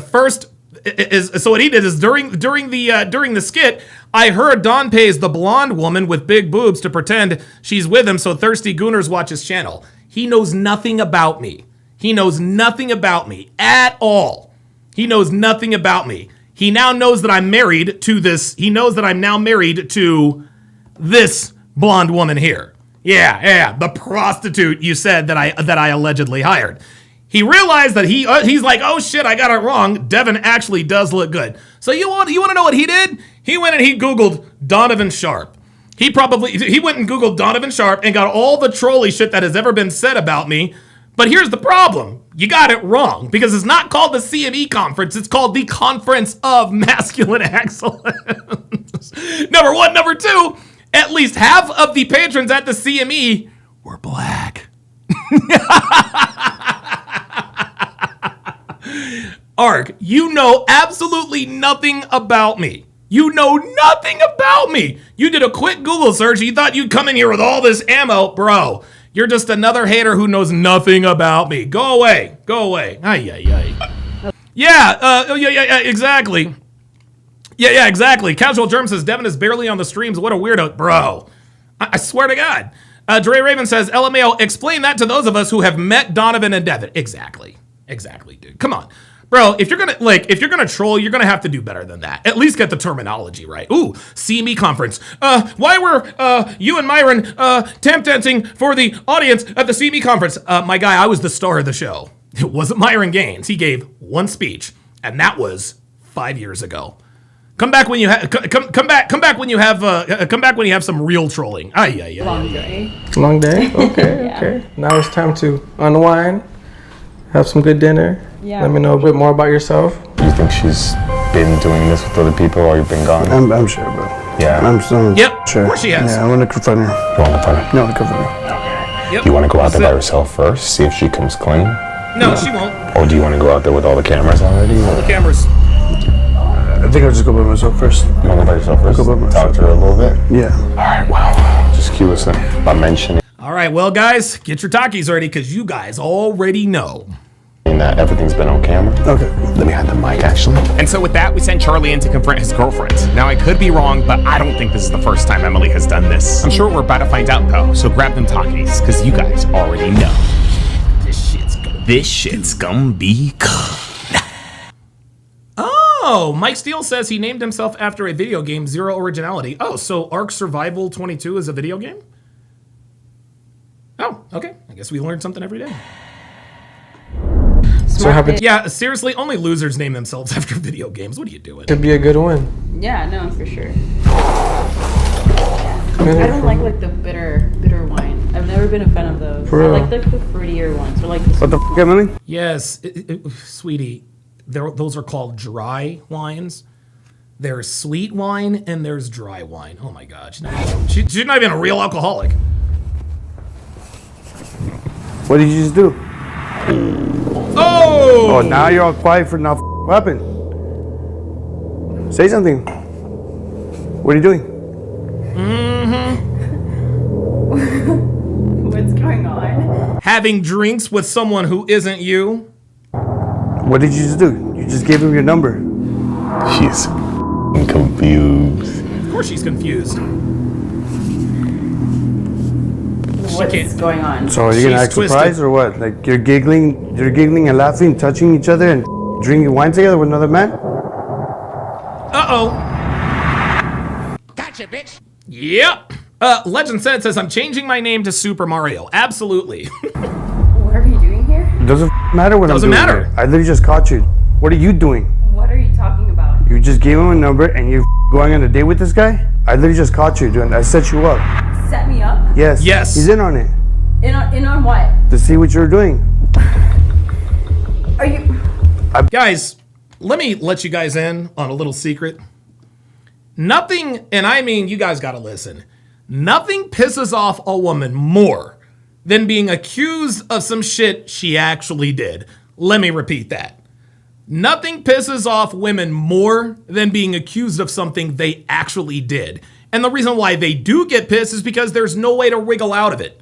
Why is it that every time they catch these girls cheating, they catch them red-handed, why is it they always have this adverse reaction? It's because women hate being accused of things they actually did. Let's do it. Bust my ass off. I'm working for us to buy a house. And this is what you're doing behind my back? There it is. Yep. What am I doing? What am I doing? Be for real. Have you cheated on me? What? Have you cheated on me? That's a yes. You're serious? Yes, I'm Oh serious. my God, she can't even, guys, and this is the thing. She can't even tell him, and this is something weird about women. This is something weird about women. Only the truly diabolical women can lie to you and not get caught. Okay? If a woman, I'm 48 years old, I've got all of this knowledge and experience. If a woman could ever get away with lying to me, she is absolutely diabolical. Because I could easily tell you that this bitch is absolutely cheating. Okay? But she's not diabolical yet because she actually is letting the truth slip in. Because a truly diabolical woman would say, no, I have never cheated. But she's not quite there yet. So instead of, because she can't bring herself to lie about cheating, what? Are you serious? What are you talking about? She's doing everything except answering the question, which means the answer is yes, I've cheated on you. But she can't come out and say that, otherwise she gets caught. So she's answering the question with a question. You've been posting on social media, seeing where you're drinking with our friends. I don't know what the you're with. Well, say something. No, I have never cheated on you. And what are you doing right now? Stop the cap. You're kidding me, right? No, I'm not kidding. No. You're not telling me where you're at and you're over here drinking with this man? Are you serious right now? Yes, You dead ass. told me to come here to get some photos. Like, what the Stop with the bullshit excuses. It's not a excuse, it's true. I came for the photos and then It is true. It is true. She did come for the fucking photos, but you gave this man your number. You're having drinks with this man, and you're about to go out with this man. I got busy. Well, anyways, this is a setup, and he's in on it. Oh, she's gonna trip with the cameras. Yep. You were giving me signs that you're not even interested in me anymore, and I wanted to see for myself. And he did. What do you mean not interested? Because I don't text you all the time? Because you're working all the time? There it is. There it is. There it is. There. Oh, because you're working all the time? Flipping it. But I still talk to you, no matter what. Even if I'm busy, I still make time for you. You sometimes go days without talking to me. Oh, No, you go days without talking to him. days, because I'm working. And what am I doing? I'm doing you favors while you're gone? No, thank you though. Oh, But you still did something wrong though. what did I do wrong? You cheated on me. How? When? When did I cheat on you? What do you? Bro. Look, man. Look. Guys, and this is something else to note as well. You're never going to catch a girl cheating. Ever. You are never going to catch dick in ass. You're not going to, okay? This is why we tell you guys to trust your gut. Because when women defend themselves, they think, well, if he didn't catch me red-handed, I can deny. And he's about to dump this girl for the wrong reason. He's like, I'm dumping you because you've cheated on me. She hasn't cheated on him yet, but she is definitely engaging in activities that will most assuredly lead to cheating. So it's almost like he's trying to let her out the back door. You're cheating. No, I haven't. Guys, you will never, ever prove that your woman is cheating. You're never going to prove it. go with your gut. You don't need evidence to prove a woman is cheating, guys. What are you doing right now? You just need to pay attention. Like, Stop trying to play the victim. you're dumb. You're dumb. I'm Okay. just here drinking Okay. wine, chilling. I literally came to get your photos. I don't know what to say. Like, what the Yeah, you proved me right that you are a cheater. How the am I cheating? How the am I cheating? You're right literally now? drinking with another man, dog. What the talking about? Are you kidding me? Yes. As a friend? A friend? As a friend? She's cooked, bro. Get on her ass. Yep. You're dumb. Why Honestly, you're acting stupid. You're stupid. I swear. Shut the up. Ooh. Wait. Don't call me stupid. You are stupid. You were fucking. Jesus! I did not see that one coming.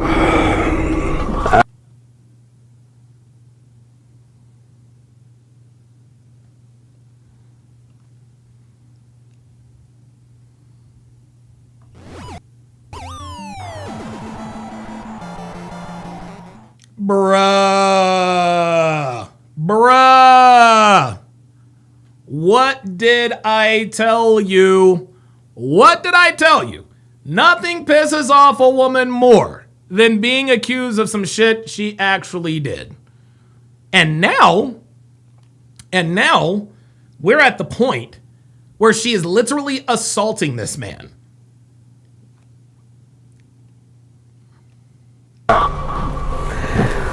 We recorded everything. There it is.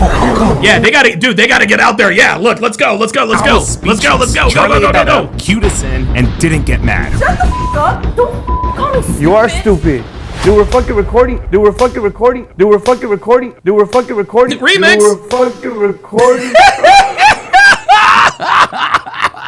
Remix, yo! They just remixed this. This is great. You are stupid. Hold up. Here we go. You were fucking recording.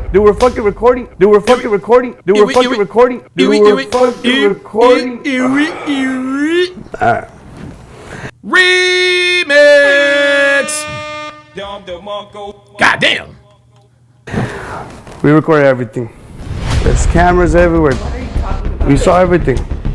We saw everything. Ah, this is funny as fuck. So this is the reason why she was asking, what is all this about? Blah, blah, blah, blah, blah. He's telling her things that she knows happened, but she's like, well, nobody saw anything, so I can just deny. Right? Well, now when they come in, we recorded everything. Now she knows she's cooked. Thing from the beginning. Look at her. Say hi. Uh-huh. Oh, now you're shy now, huh? Oh, yeah. You're happy earlier.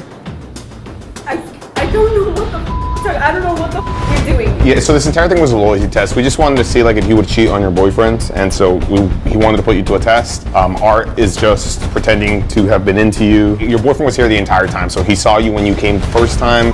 He saw you. Gotcha, bitch. Yes, sir. When you came the second Oh, yeah, this is fucking stupid, and it is fucking dumb, especially because you got caught. time, and he saw you agreeing to go to dinner with Art, and while you didn't physically cheat yet, your intentions were definitely there. Yep. Were they Yes, there? they were. Yes. Stupid. Okay. She's taking off. She doesn't want to stay, talk, explain herself. No, because she knows she's caught. You handled that well, Charlie. You handled that very well. Better man than me. Damn, Charlie, you ate that. You are right about that. Did y'all hear that? You're a better man than me. You handled that well, Charlie. You handled that very well. Better man than me. Damn, You're a better man than me. I think we all know what he meant. Charlie, you ate that slap up. Yeah, I see it like part of it. I see it. It's a little red.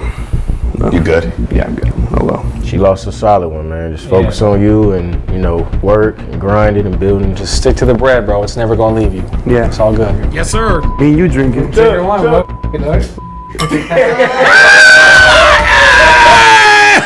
Hey! That's what's up. He's like, yo, drinking to another hoe bites the dust. Yes, sir. Charlie, hell yeah, bro. You gonna Yo! Don fucking DeMarco! Oh shit! Oh my god! Wow! Good job out of him, man. Good job out of him. Holy shit! Oh boy. Okay, so we are going to react to a Jack TV loyalty test, but I'm gonna leave it up to you guys because I think I know. This one actually has NBA Youngboy in it. I think. It says, will his girlfriend cheat at an NBA YoungBoy concert. I have no idea how that... Because somebody mentioned that the last Jack TV one was wild, but I don't like watching the ones where the guys get caught cheating because it's just different.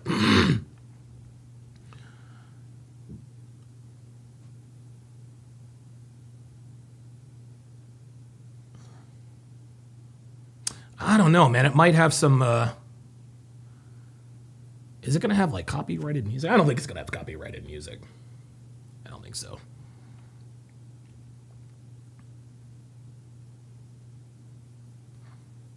Solus J. All right, I'm gonna leave it up to you guys. Then we'll do the hard R. We'll do the hard R after this. Oh yeah, before we do that, yeah. So before we break that down, so let me know which Jack TV one you guys want me to break down. Yeah, Hard Archives. Yeah, the Phoenix Light Game says there may be copywritten music. Yeah, there probably is. So I'll probably have to. Yeah, I'll probably have to screen that one first. Probably have to screen that one first. Anyway, when it comes to the whole ICE versus Minneapolis, I don't have a problem with, people starting the GoFundMe, for the slain woman's kids. They didn't ask for this situation. Kids don't get to pick their parents. And it sucks that she died, but you want to know something? She fucked around and she found out, man. And the interesting thing is we heard all of the usual suspects, guys. We heard all of the usual suspects. She was trying to leave and he didn't know, like Jay Blaze said earlier, that ICE agent has internal bleeding from having been contacted by that car. That woman absolutely positively, and here's what I think happened. Here's what I think she was thinking. Here's what I think she was thinking. I think she was going to agitate and aggravate ICE all day long. She knew inevitably one of them was going to get in front of her car. She knew at the first opportunity she's going to run him over. I think it was definitely her intention to run him over. And here's why I think this way. Because think about where she is. She's in Minneapolis. She's in Hennepin County. She could run this dude over, okay? She thought she was going to get away with it. And you want to know something, guys? She might actually have. Because think about this, guys. Let's say the ICE agent doesn't get his shot off. Let's say that she does run him over and kills him. Remember what happened with the Carmelo Anthony, Austin Metcalf situation? Carmelo Anthony, that nigga is as guilty as sin. That little nigga is going to spend the rest of his life in prison. That little nigga is absolutely guilty of first-degree murder. He's guilty. Niggas know he's guilty. So what did they do? They raised, $600,000 for his defense. Now, that obviously has fallen flat because other than tax time every year, the EBT community shows us once again what they would do with reparations. Okay? Carmelo Anthony, the Anthony family, they got $600,000 in reparations. And what did they do with that money? They blew that fucking money faster than they can get it. SUVs, renting out $1 million homes, in the gated community, all this other kind of stuff. Now, Carmelo Anthony is having to go in and register as indigent. This dude is going to go to trial with a public defender who is most definitely going to escort him directly to the electric chair down in Frisco, Texas. Straight up. Okay? So if you want to know what niggas would do with reparations, look no further than the Anthony family. But I digress.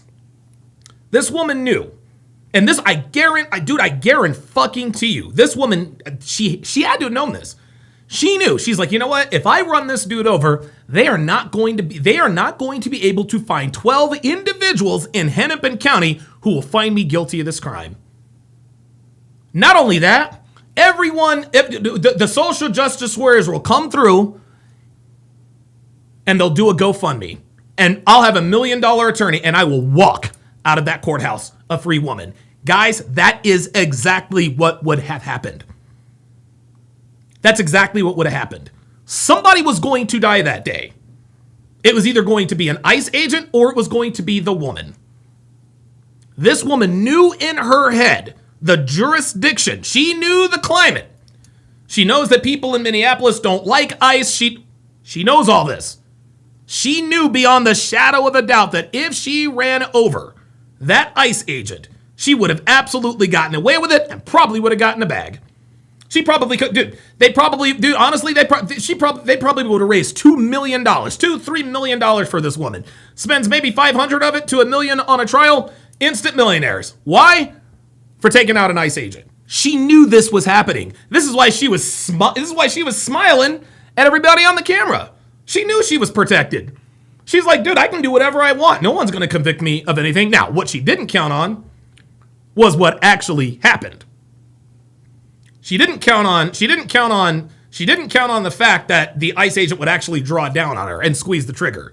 She didn't count on the fact that the ICE agent she tried to run over was actually, I think he was dragged by a car not 1 week before the incident. She didn't realize that. It was a confluence. It was a perfect storm for something like that to happen.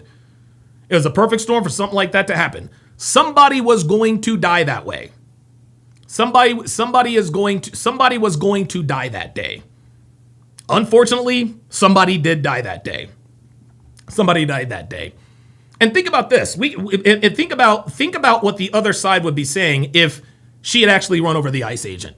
They would be rejoicing his death, just like they rejoiced the death of Kobe Bryant, just like they rejoiced the death of Kevin Samuels, just like they celebrated the death of Charlie Kirk. See, us on this side, we actually see things in a human light, right? We separate the person from their actions. Okay, she was a shitty person, but she didn't have to die. Like, you know what I mean? Like, it kind of sucks that she died. Had it been the other way around, and had she succeeded with what she was trying to do, the other side would be openly celebrating the death of an ICE agent. Abso-freaking-lutely. Absolutely. This woman's intentions were clear from the start. She wanted to agitate, and she wanted to inflict bodily harm on somebody. And I do believe that she wanted to unalive that dude. That's why she hit the accelerator when he was right in front of her.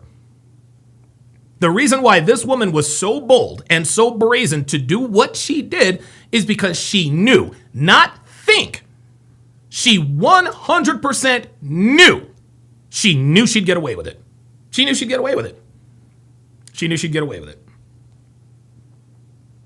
Alaskan K actually, this might actually be, well, Alaskan K says jurors would have been from the whole federal district and, hang on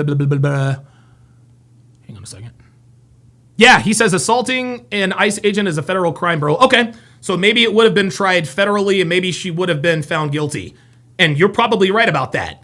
Do you think she knew that? No. Her ass was stupid. Her ass was dumb. See, she doesn't have the kind of knowledge that Alaskan K has. So if she would have run over that that ICE agent, he would have died. It would have ended bad for her in many different ways legally. But because she thought, I'll just run over an ICE agent, I'm safe in Minnesota. This woman took an unnecessary gamble because she didn't realize how the law actually works in many more ways than one. She gambled with her life and she lost. She gambled with her life and she lost. She really thought she was in a win-win situation. And she kind of was until she wasn't. Until she wasn't. Level Up Man says, we hate that she died. We also understand that she 100% contributed to her own fate. Yep. Yeah, absolutely. She's responsible for, she is responsible for being unalived that day. She is responsible for her own death. She is responsible. This is what happens when you hit the throttle, the accelerator, with a person in a gun in front of you. You fucked around and you found out. Or as Yoda would put it, fucked around she did. Wait, how does it go? Hold on. I forgot what it was.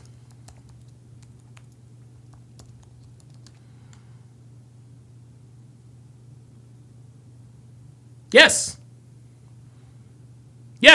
Around she fucked, found out she did. That's what it was. She fucked around and she found out. Same thing. Mr. Midori says the agent will be cleared, but the first shot was self-defense and the next shots were retribution. Yeah, Mr. Midori, it sounds like you might be taking her side. See, when people come, and you need to clarify that quickly before I jump on you. Because when people talk about what the innocent party did that might have made them look guilty, you already know what time they're on. So if you're on the side of these Looney Tunes in Minnesota, just come out and say it. Okay? Just like with the Cassie Diddy thing. Okay? There are some people who just wanted Diddy to be free because he's black. How did they do it? Well, Diddy might be guilty, but Cassie was in on it too. Yeah, Cassie was in on it too. That does not mean that Sean Diddy Combs is any less guilty of the horrendous crimes that he was accused of. I'm not trying to hear all of that. Not trying to hear none of that. I don't give a fuck what the agent did. The bitch hit him. She actually hit him with the car. I don't want to hear nothing about no retribution. The fuck you talking about? This is how they weasel their way in. Well, listen, I'm on this guy's side, but he did do and say this little one thing. And so what? So what? What? I don't ask these. I don't go back and forth. No, I'm just gonna ask you straight the fuck up. Are you on this bitch's side or not? Because if you are, just come out and say it. Okay? Like, I speak directly here. I'm not the type of person who's gonna take some roundabout line of quit. No. Are you with us or not? Are you with ICE? Are you with the United States or aren't you? Because I don't give a fuck about retribution shots. Fuck out of here with that. Give me a fucking break. You'd squeeze that trigger 100 times if you had a speeding car headed towards you. Give me a break, man. Jesus Christ. Okay. Let's see. Legend said with the $5 super chat, says villainizing ICE in the media was a big part of this liberal outrage. Absolutely. And she fell for it hook, line, and sinker. She fell for it hook, line, and sinker. Ken Rose with the $2 super chat. Oh, says sorry for the earlier typo, D. Incidents. Gotcha. I gotcha. Yeah, man. As far as I'm concerned, get all illegal immigrants out of here. Get them all the fuck out of here. Get rid of all the Somalians who are illegal. I don't care what nationality you are. If you are in this country illegally, you've got to go. You've got to fucking go. I don't give a fuck. And fuck Minnesota too.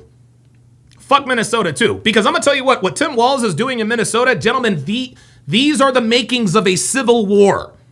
I told you guys a civil war appears to be on the horizon. This country has never been more divided.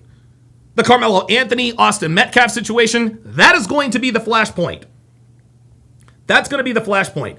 We have the Minnesota governor, Tim Walz, telling the American people, I'm going to call in the Minnesota National Guard to protect us from federal ICE agents. Gentlemen, when you have two armies that are fighting each other that are from the same country, that is a civil war. What Tim Walz is threatening to do is a civil war. Ark Survival says, what's the pull-up line? I want to debate about black women. Coming right up, Ark. Let's go. Coming right up. Coming right up, bruh. We're about to find out if you really want to come up. Because I don't think you want to come up. I don't think you want to come up. I think you thought that I had stopped paying attention to your dumb ass, but no. You want to debate? Let's debate. Let's go. Let's debate. Let's debate. There it is, right fucking there. There it is, right fucking there. Pull up, nigga. Pull up. Pull up, bruh. Pull up, bruh. What's the pull up link? I decided I want to debate about black women. Yeah, either pull up or shut the fuck up. Okay. Lily Zero with the member for 49 months says, yes, sir, the ICE agent protected himself all the time. Absolutely. Absolutely. Danny Gonzalez. Oh, SLV says Maryland is probably doing the same shit as Minnesota. Really? I did not know that.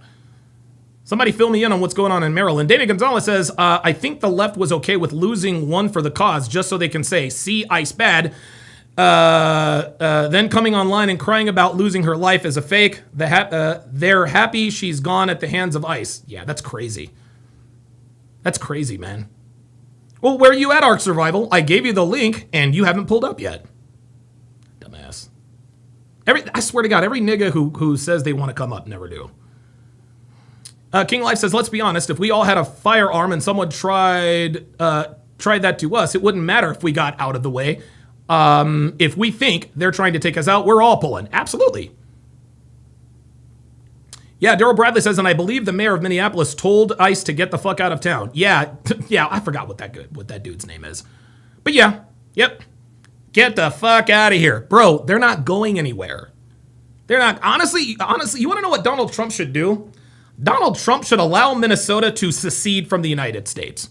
They should make Minnesota its own country, and you guys can do whatever the hell you want to do in your own country. I guarantee you, inside of a year, Minnesota will be a third world country. Oh, wait a minute. It's trending in that direction right now. Guys, what is happening in Minnesota? Yeah, Jacob Fry. That's his name. What is happening in Minnesota, guys? This is how third world countries are born. This is how third world countries are born. Mass immigration, no laws, relax on laws. Oh, no. Listen, I'm a fan of diversity, but I'm a fan of legal diversity. Number one. Number two, Somalians don't like us. They do not like us. We are letting people cross the borders who do not like us, who are literally stealing from us and sending money back to their country. I think the Minnesota airport is just supported. They found $100 million in cash. Why? Because Somalians were taking suitcases with $1 million, pardon me, and flying to Somalia. It's absolutely unbelievable that we have allowed this disease to come in and infest an entire populace. And now we have American people risking their own lives for people who could not care less about them. Somalians don't like you. They hate you, yet you defend them. Crazy. Truth Right says, even Canada doesn't want Minnesota. No, they don't. Parker, the gingerbread man, says, sure hope that doesn't happen as a Minnesotan. Bro, it's already started, man. Dude, when your governor, who is a governor, for those of you guys who don't, a governor is basically the president of the state. Okay? The governor is the president of the state. That is one level down from president of the United States. You have the president of Minnesota and the mayor of Minneapolis, all of the powers that be, pushing back against ICE. Still waiting on Ark Survival. Still waiting on Ark Survival. When your leaders are actively rebelling against the government, gentlemen, this is how civil war starts. This is how civil war starts. If there were a civil war in this country, I think conservatives we'd probably win that war about a half an hour.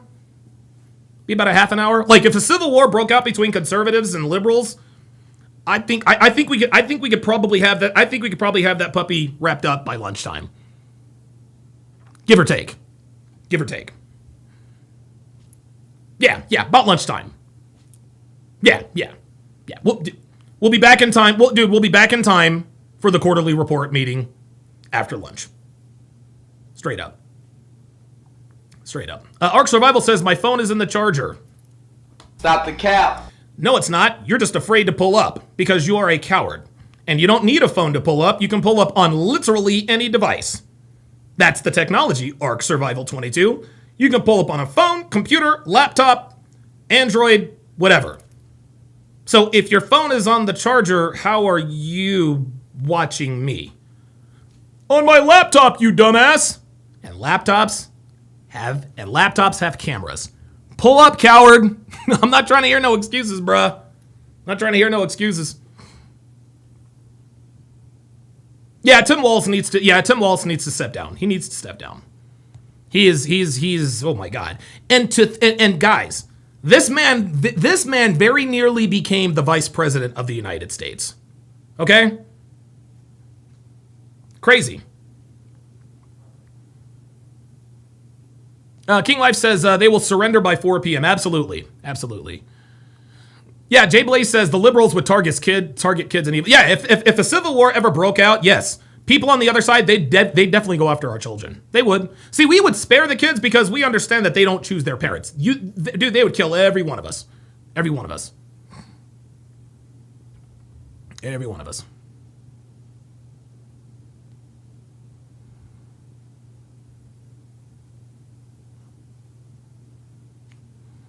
Snowdini says 2 days max. I don't even think it would be that long.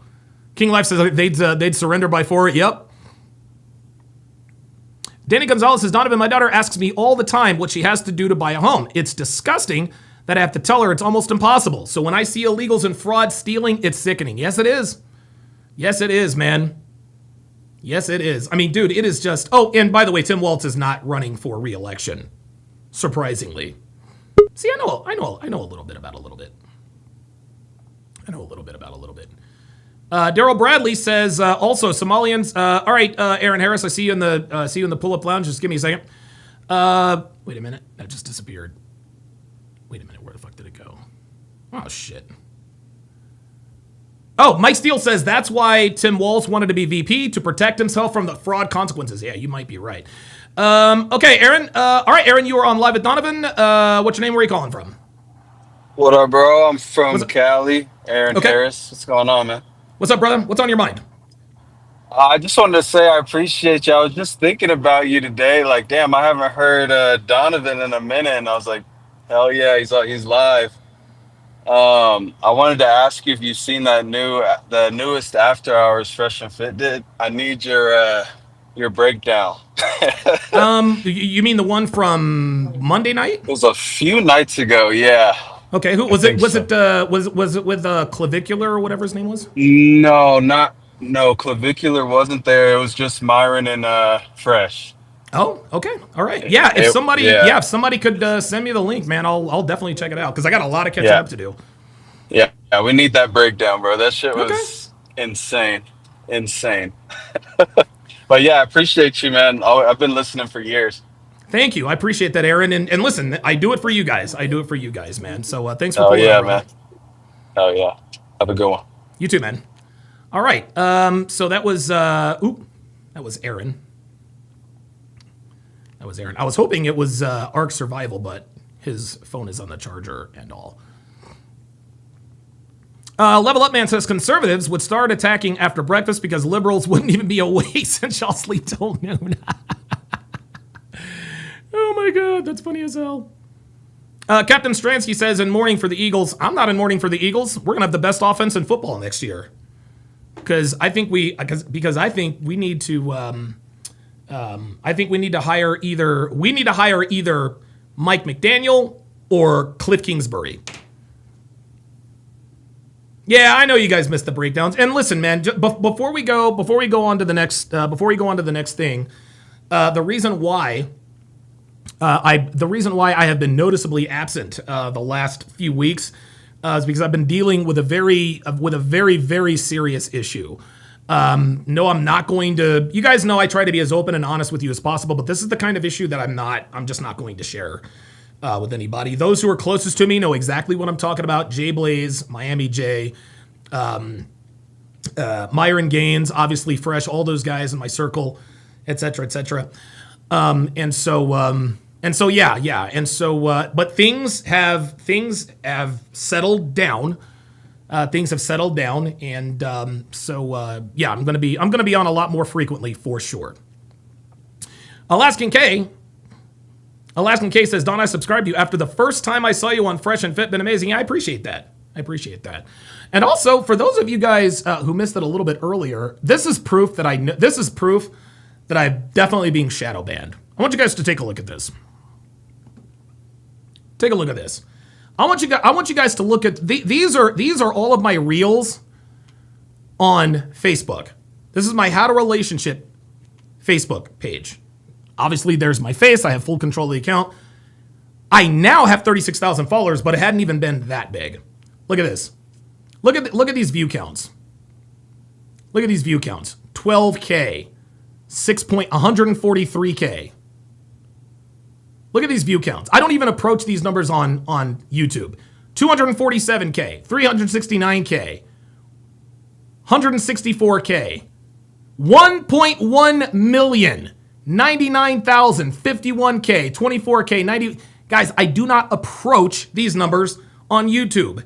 Yet, I have 170,000 followers on YouTube. I can't approach those numbers, but on my Facebook page, that only has 36,000 subscribers. 36,000 subscribers. Now I'm getting all the views. Arc Travel says, Eagles are trash. They rigged their games. Dude. Arc, come on, man. Like, oh my God. Dude, bro. Oh my God. Yeah. Oh my God, this guy. Ugh. Ugh.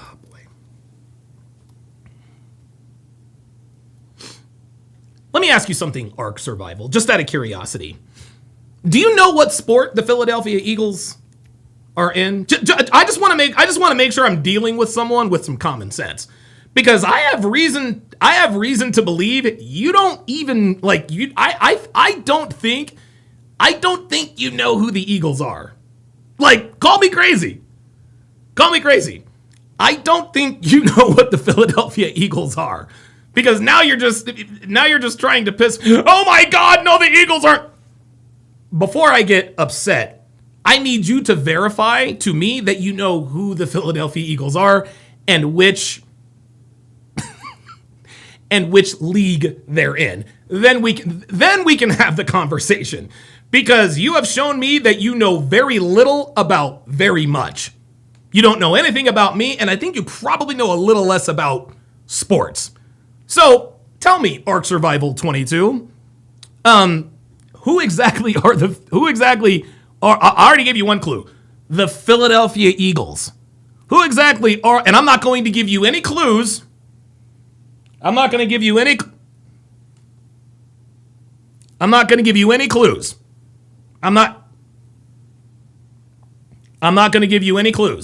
None at all. None at all whatsoever. Now, the Eagles aren't trash, but their offense was trash, and this is why we fired Kevin Pizzullo. All right. Okay, we're going to do the Hard R podcast.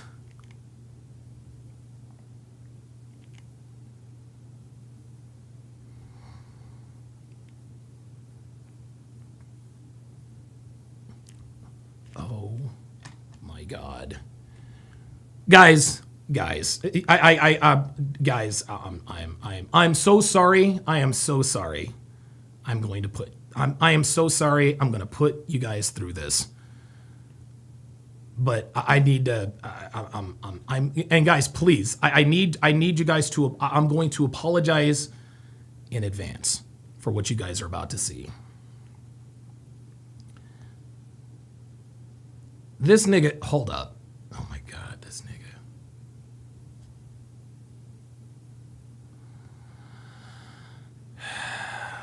This nigga. You know what, man? Hold up, man. Just. I cannot. Bro. This is, guys. Oh my God. Oh my God.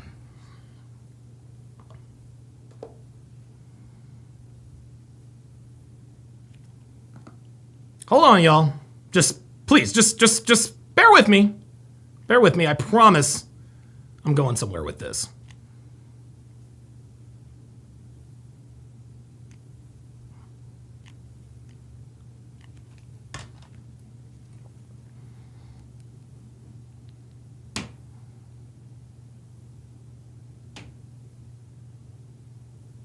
Donovan McNabb, he says,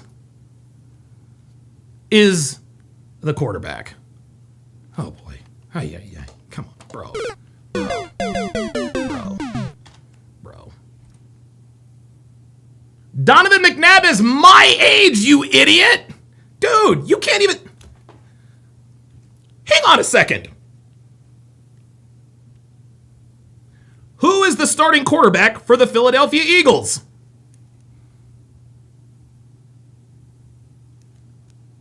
Oh, I thought it was going to talk to me.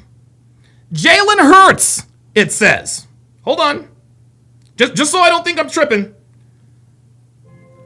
Who is the quarterback for the Philadelphia Eagles? I guess it's not going to talk to me. Yeah, Jalen Hurts. This dude is talking about Donovan McNabb. Ay. I do apologize for that. But I think he is a nigga, which is good because we're about to do the Hard R podcast. And the language is about to get infinitely more colorful. So I am going to say goodbye. Let me see.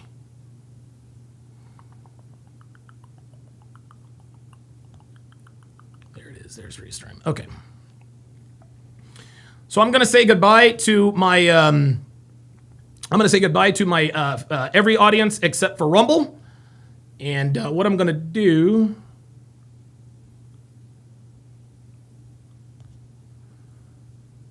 I'm going to put the Rumble link. Here we are. I'm going to put the Rumble link in the chat.